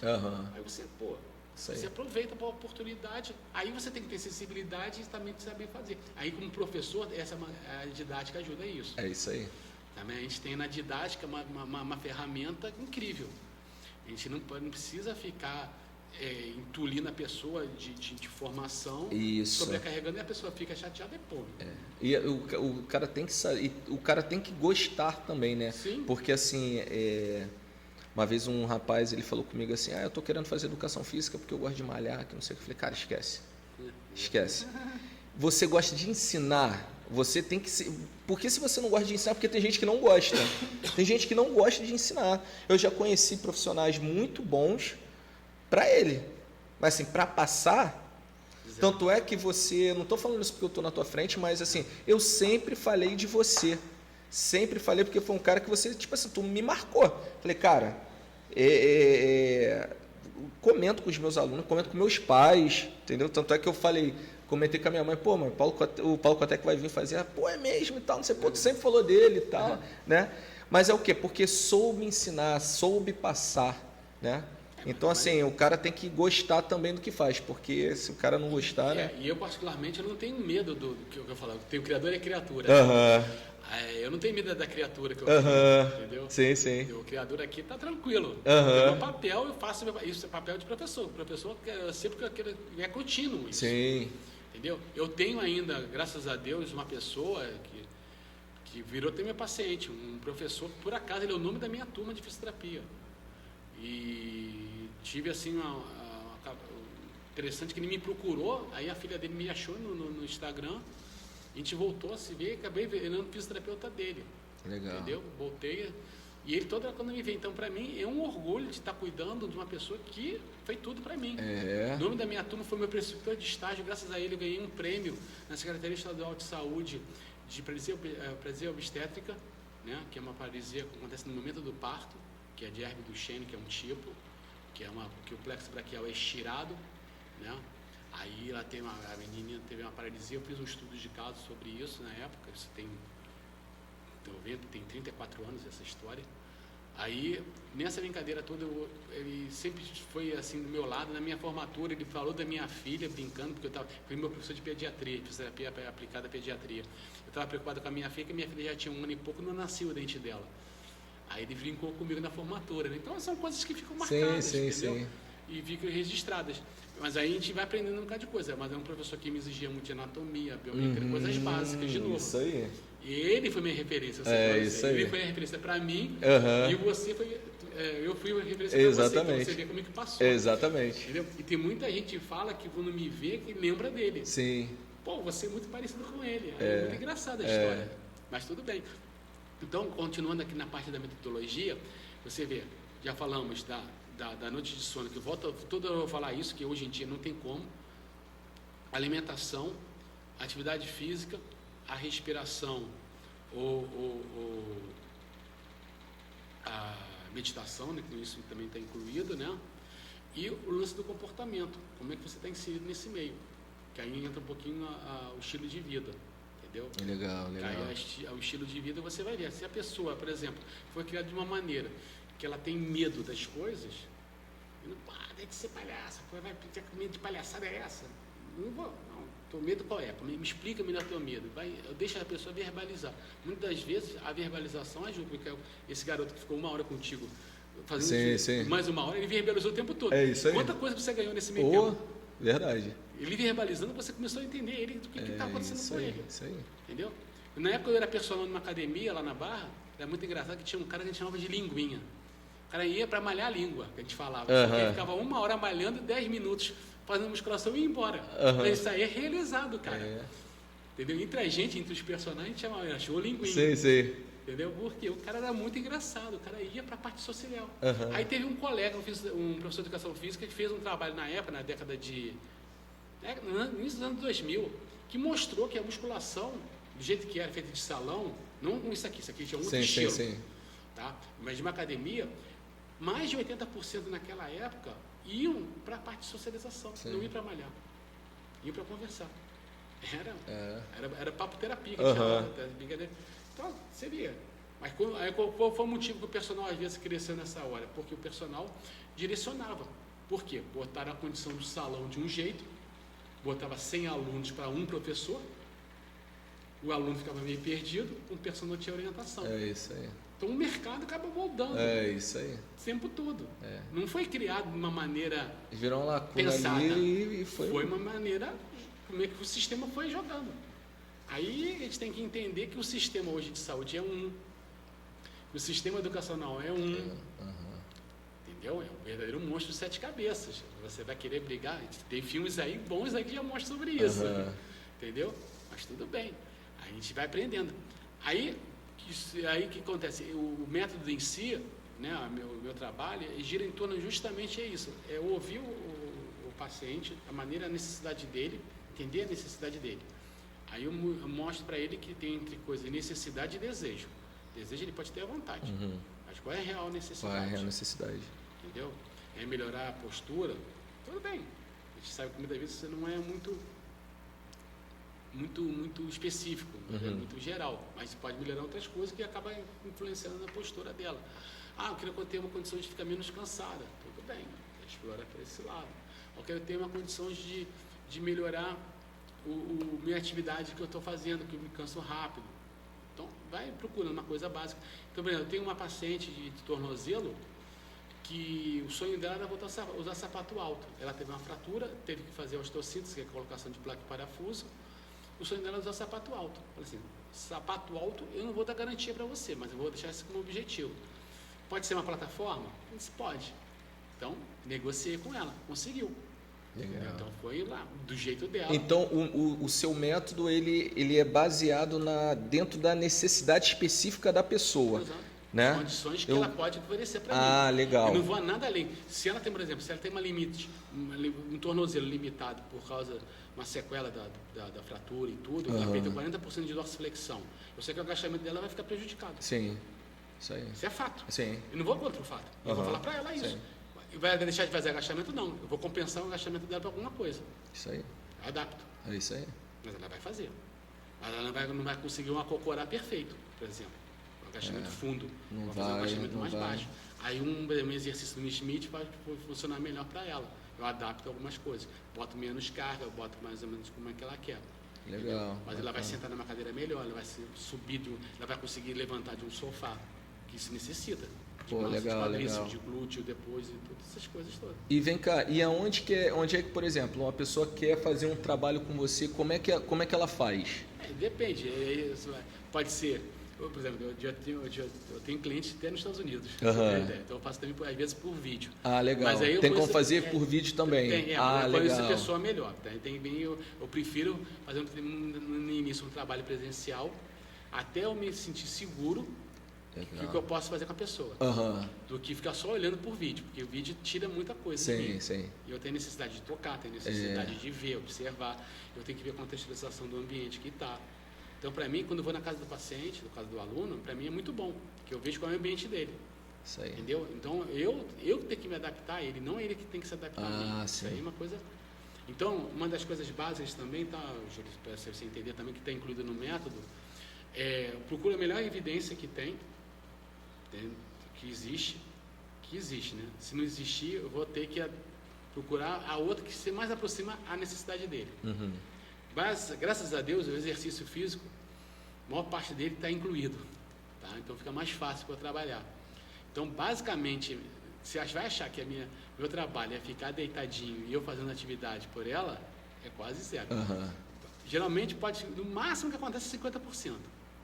100%, não. Só se a paciente tiver um problema neurológico mais grave, aí muda isso aí no ramo. Mas eu estou falando mais independente, tá? Que a pessoa pode ter. Eu tenho uma senhorinha que é bem agravada na parte neurológica, aí ela depende muito do que eu faço com ela. Então eu tenho que dar muita ordem para ela e eu tenho que fazer muito por ela. É diferente. Mas, então, eu procuro uma melhor base científica para aquilo tudo, mostro para eles, às vezes até eles trazem artigos para mim, legal. Eu mostro, esse artigo aqui é falho por isso, não é porque está publicado, é que... Isso aí. Não é isso.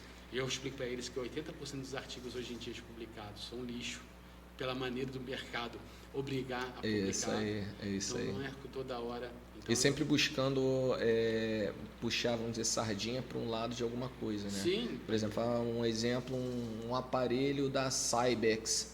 Aí o artigo foi feito naquele aparelho. Então, tipo assim, querendo ou não, é puxando sempre o benefício na Cybex foi melhor por conta disso. E, tipo, querendo ou não, indiretamente você acaba... que às vezes também as coisas como é que são faladas no mercado acaba queimando um pouco, às vezes, o produto. Por exemplo, eu, eletroestimulação, só uso em último caso um paciente muito debilitado que não tem necessidade. O restante, camarada, bota exercício físico, bota gravidade para ajudar. Tem tanto recurso aí, não precisa de eletroestimulação para fazer o serviço. Entendi. Entendeu? Então, estou fazendo uma crítica sim. aí, tá, que está no mercado, que divulga e que cobra caro. Entendeu? Acho que ia gastar dinheiro à toa. Mas tudo bem, cada um tem um dinheiro e gasta onde que quer. Se quer comprar uma Ferrari, é isso aí. que compre. É isso aí. Para mim, meu carro chega no mesmo lugar que o outro. Mas se você quer chegar, por exemplo, no meu carro, dá para passar em alguns lugares. O da Ferrari não vai poder passar. Né? Então, tem seus lados bons e lados ruins também. Sim. Então, a melhor evidência que eu quero mostrar, muitas das vezes, ela tem que saber filtrar também ela. Mostrar para que serve, para qual é o motivo daquilo tudo ali. Não é também fazer loucuras. Por exemplo, quando eu falei do psyllium aqui, eu li bastante sobre o psyllium. Sim.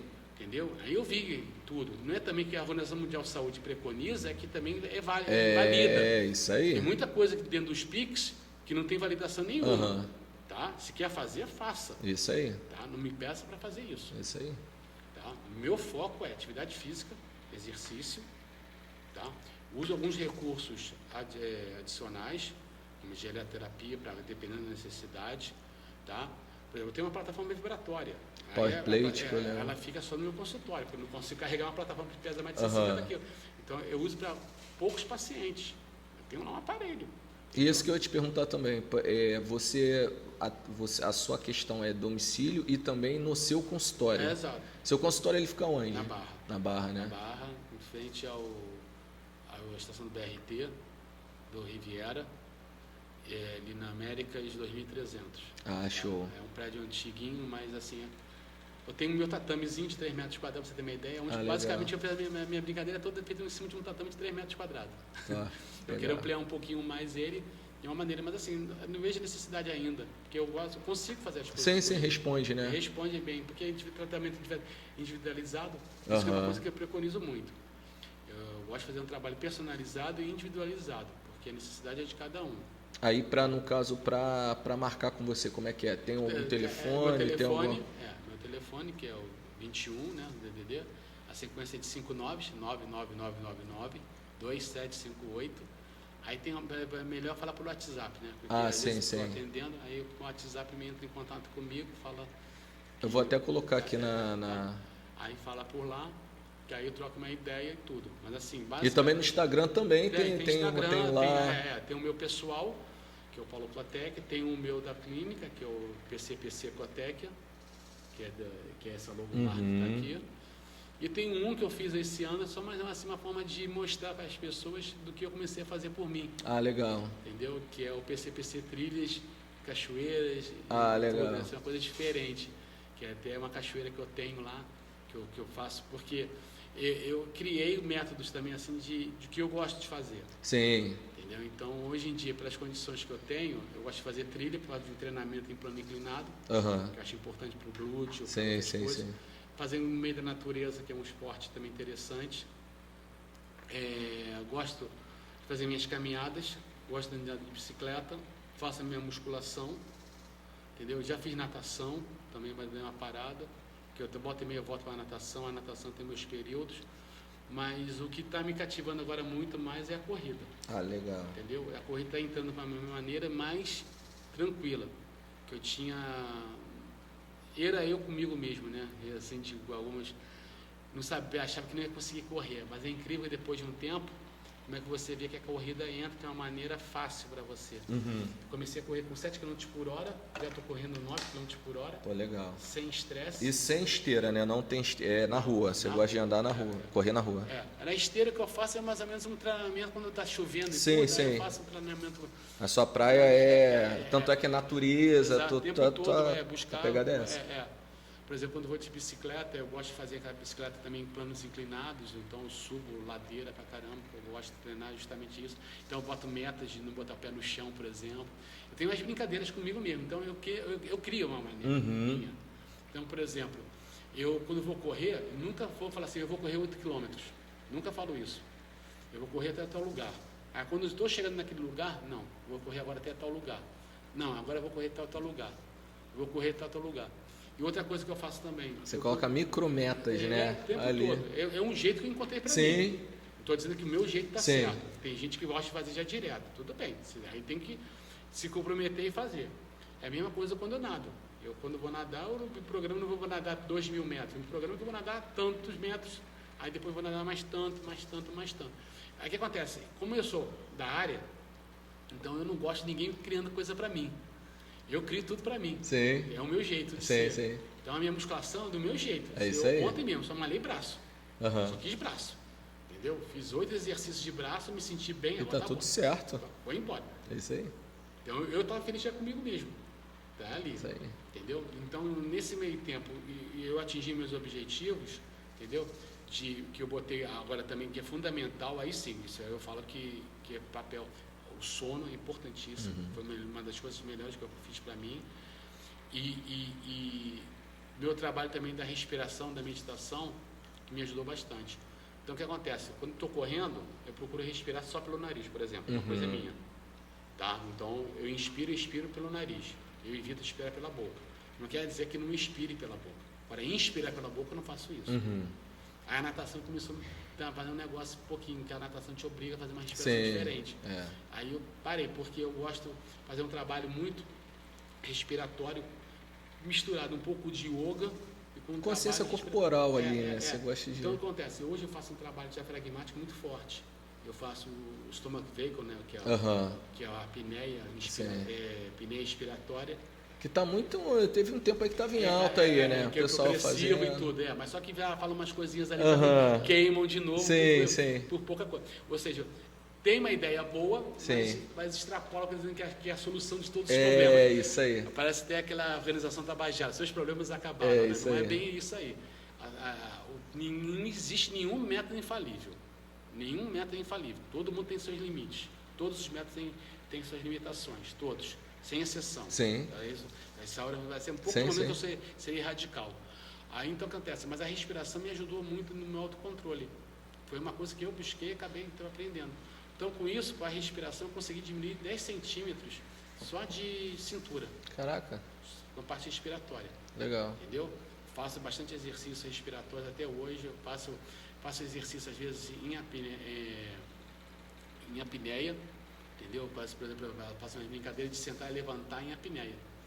Faço 5 vezes o movimento com o estômago vacant, ou seja, com a barriga toda. Faço um buraco realmente. Sei. Só maneira de dizer. Não quer dizer que vai ficar mobilizando. Eu faço outros exercícios de mobilidade. Sim. Então, porque realmente, se você realizar um exercício de uma maneira, você pode criar mecanismos de rigidez. Tá? Por exemplo, só para ter ideia do que eu estou falando. Se você fecha a tua mão, aperta bem forte, o movimento do punho fica limitado. Tá? Se eu faço com a mão aberta, tem uma...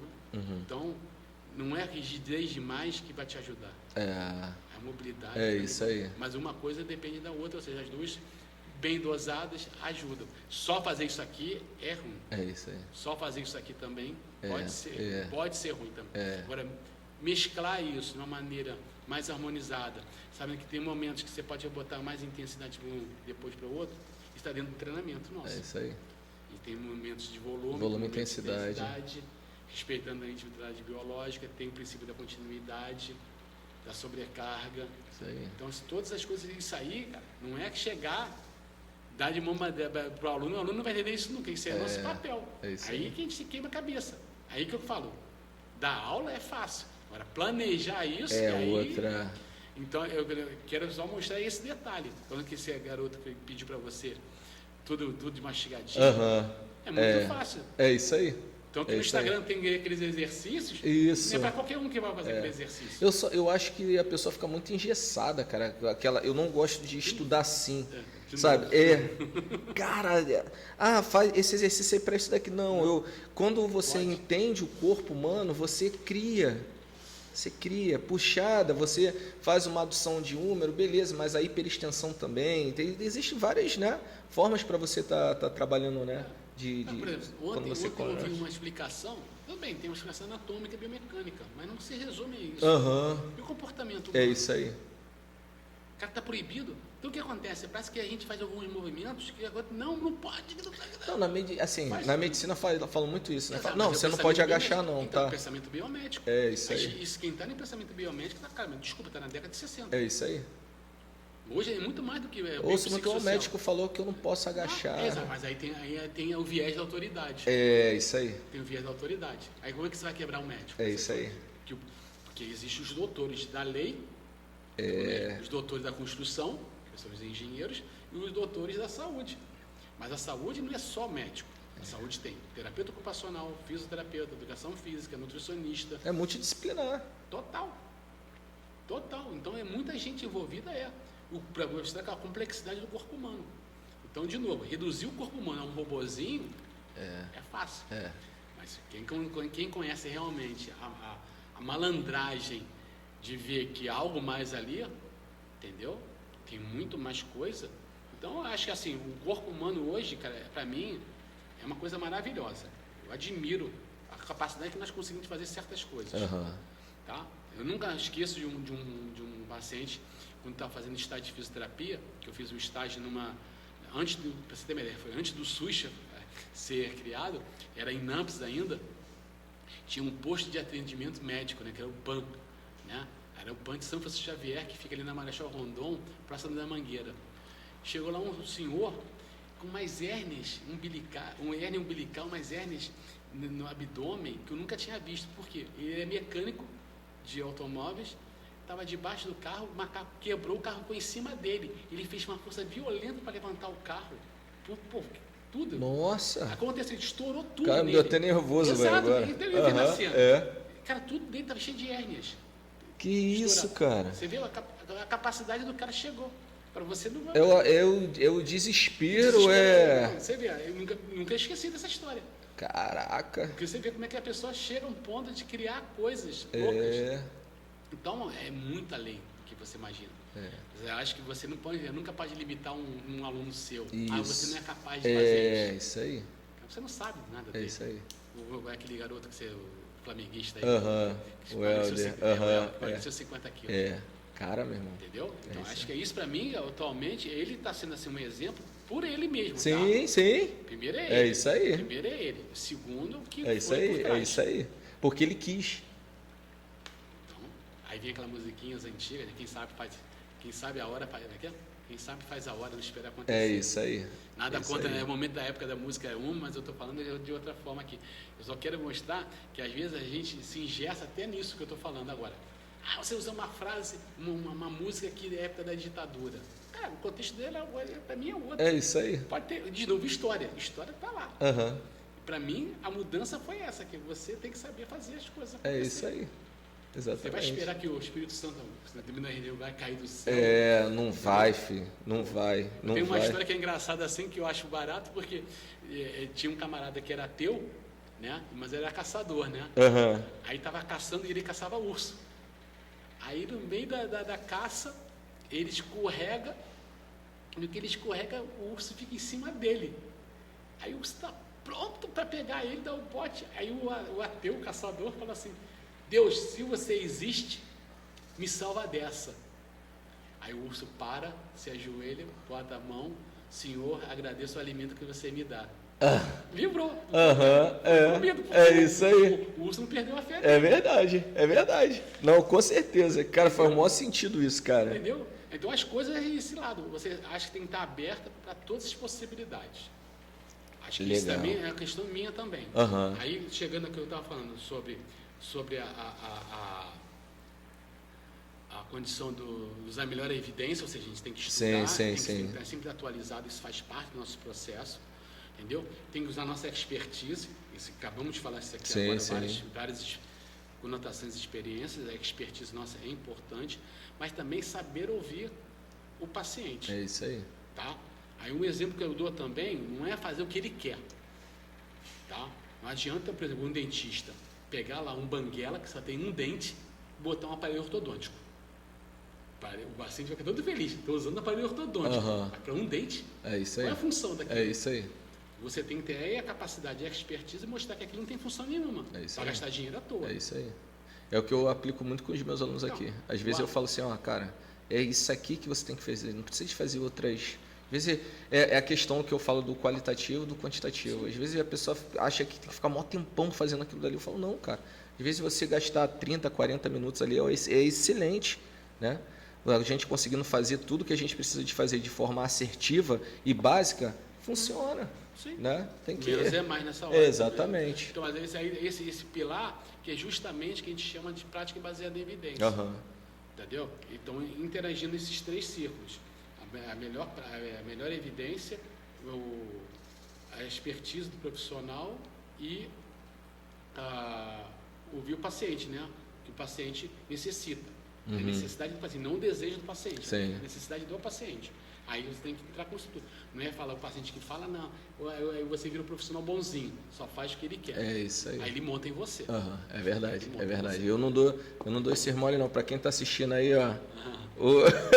Quem tá assistindo aí. Eu espero que isso tudo que está sendo falado não dê medo para as pessoas de mim também, não, tá? É só uma maneira de entender, porque na realidade é uma via de mão dupla. Sim. E eu queria falar diferente também, tá, Júlio? Eu queria falar o seguinte, não é o Paulo, não é o paciente, não é o aluno, tá? É o processo desses dois. Sim. Então, na realidade, quem está ganhando é todo que está no meio. É isso Eu aí. ganho, o aluno ganha e tem uma transformação nisso tudo. Porque o pensamento biomédico fica aquele negócio que falamos anteriormente. Ficou na autoridade do médico, que ele fala é leigo, eu tenho que acatar o que ele está falando. Não é Isso bem aí. por aí, não. É isso aí. Tem muita coisa envolvida. Isso aí. Eu tenho que entender qual é o mecanismo daquele paciente, aonde ele está inserido, qual é o meio social que ele está inserido. Entendeu? Então, por exemplo, eu não vou falar para uma senhora que tem 80 quilos, 1,50 m, mora no alto do morro, tem que subir e descer uma escada todo dia, tem uma baita de artrose bilateral.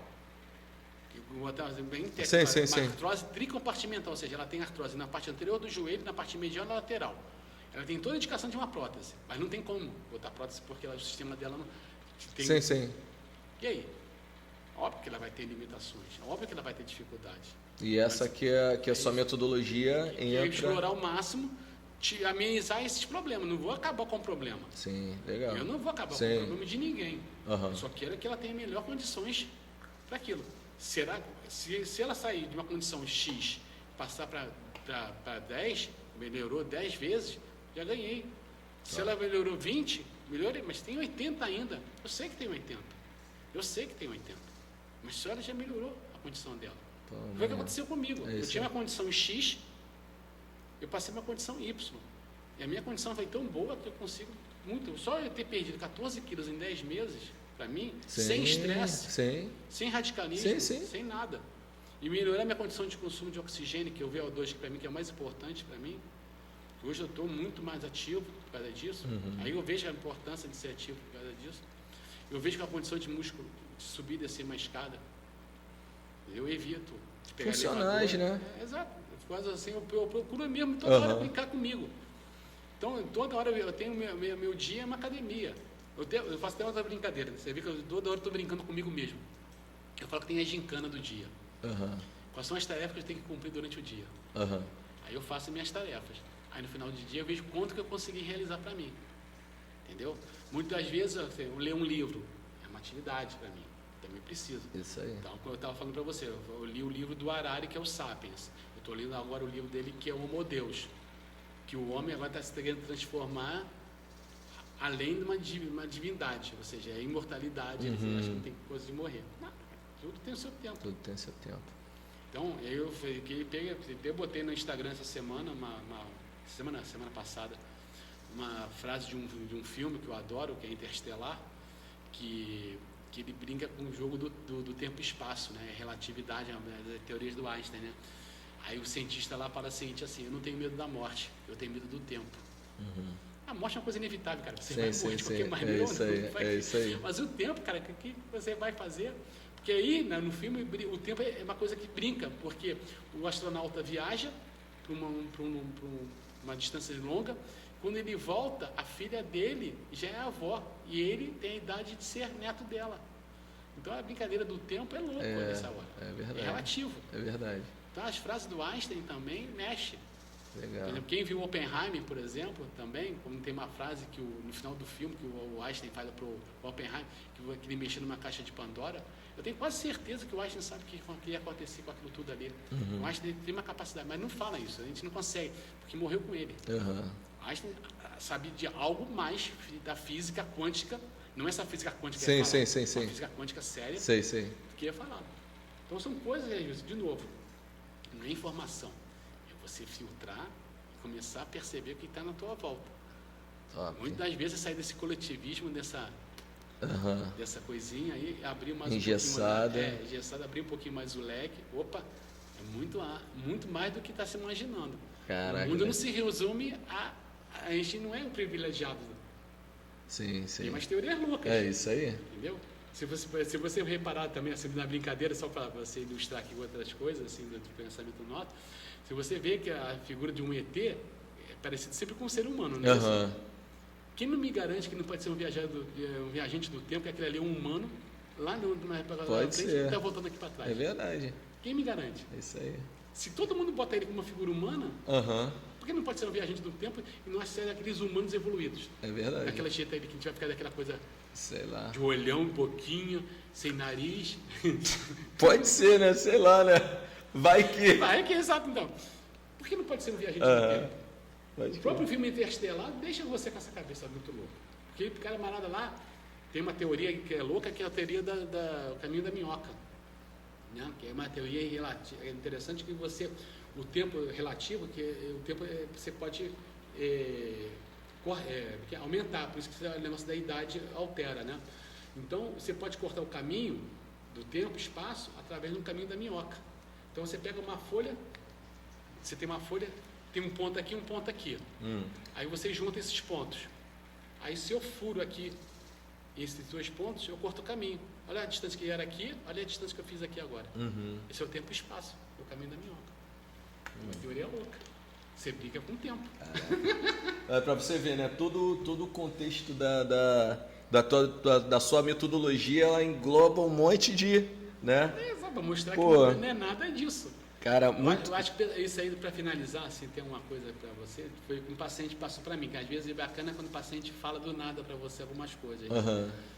E esse é um paciente meu antigo, e ele é um paciente até Assim, eu tenho um carinho enorme pela família, que eu tratei de todo mundo da família, né? E ele é o patriarca de tudo, ele surfa até hoje, tem 70 anos, tem um jeito dele de surfar, a maneira dele se realiza e tudo.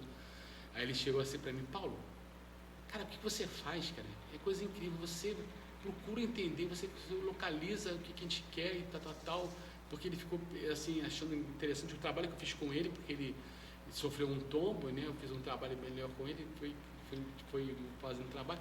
Ele ficou impressionado com o trabalho que eu fiz com a filha dele, que a filha dele é um endodontista, né? Que é especializado em canais. E a endodontista tem um movimento com o dedo que faz de pressão para fazer uma força lá, né? E ela estava tendo problema nos dedos por causa disso, de estresse. Aí eu mostrei de fazer exercícios específicos para ela, para não gerar estresse, para ter a capacidade de aguentar mais tempo. Porque eu fiz a pergunta para ela, você tem quanto tempo ainda para ser dentista? Ah, Paulo, quero ficar tanto tempo assim. Então, você tem que então, se preparar agora para ter um suporte para isso. Porque senão, se a tua capacidade física cair, a tua demanda continuar alta, você vai ficar lesionado e você vai ficar inútil. Você quer ficar inútil? Aí eu fui mostrando para ela qual é isso. Então, ela tem agora os equipamentos próprios para ela, específicos para ela, para os exercícios específicos para a profissão dela. Porque ela fica a maior parte do tempo naquele tipo de movimento. E o que você acabou de explicar foi exatamente isso, né? Você contextualizou tudo do seguinte: você vai em cima de um certo problema que a pessoa tem específico. Foi a questão do andar, foi a questão do dedo, enfim. Esse é o método do Paulo Performance Concept, né? Cara, muito legal. Eu gostei muito do nosso papo aqui. Tá? Fico feliz mesmo, de verdade, tá? Cara, é um prazer assim enorme de estar fazendo esse podcast com você. Espero que a gente venha fazer outros aí, tá? Vou utilizar esse material aqui pra gente estar fazendo também cortes e tal, né? E, cara, muito obrigado mesmo. Você quer dar um recado um recado final, alguma coisa para alguém, ou então, sei lá, uma mensagem aí? Ninguém tá sozinho. Eu vou pegar mais uma coisa que eu adoro, tá? Eu tenho um seriado que eu amo de paixão, que é o Lost, tá? Pode falar mal do Lost à vontade, mas não vai mudar nunca a minha opinião. Quem não entendeu o seriado é porque não teve a capacidade de perceber as nuances que tem no seriado. O seriado usa muitas ideias da religião budista, do pensamento budista, tá? Uma delas é a impermanência, que é uma coisa que é muito falada lá. E tem uma frase lá do seriado que fala assim, vivemos juntos e morremos sozinhos, entendeu? Então, quando estiver vivo, vamos saber compartilhar as coisas, dividir o pudim, porque comer o pudim sozinho dá diarreia, muitas vezes, né? Dá diarreia. E dividir pudim, você agrada muito mais gente, conforta e você divide os problemas. Ninguém é responsável de problema de ninguém. Ninguém é responsável por problema de ninguém. Dividir os problemas não é se diminuir e também não é se fragilizar, tá? Dividir o problema é que saber, também dividir o problema com pessoas certas, né? Também, pelo amor de Deus. Dividir o problema é na hora que você divide, você compartilha as coisas. E se compartilhar, muitas vezes vem com algumas coisas que pode te ajudar. Ou não. Se não ajudar, cara, procura outra. Eu só falo isso, tá? Eu só falo isso. A gente vive muito só, tá? A solitude é bom? Mas compartilhar, dividir, multiplica muito mais. Então, por exemplo, nesse papel até com você, tá, Júlio? Não me diminui, você nunca foi meu concorrente em nada, porque a partir do momento que eu sou professor, eu vou criar profissionais. Por cima, professor de graduação de um curso de educação física e de fisioterapia que eu fui. Então, quando eu faço ali, eu estou criando novos profissionais. Entendeu? Tem muita gente ali que hoje, que olhava, e muita gente não acreditava que ia acontecer. E tem muita gente que não era nada e hoje são grandes profissionais. Então, isso aí depende, cara. A vida é muito mais do que isso. Legal. Tá? Cara, obrigado. Obrigado, mas fico muito feliz, tá? E vamos marcar outro podcast, tá? Mais pra frente aí. Vou até falar aqui pro Fernando Félix. O Fernando vai marcar com o Fernando aí também, né? Que foi um aluno seu também, parceiro, cara top. E muita história ele também. É isso aí, é isso. Paulo, obrigado, cara. Obrigado mesmo, valeu mesmo.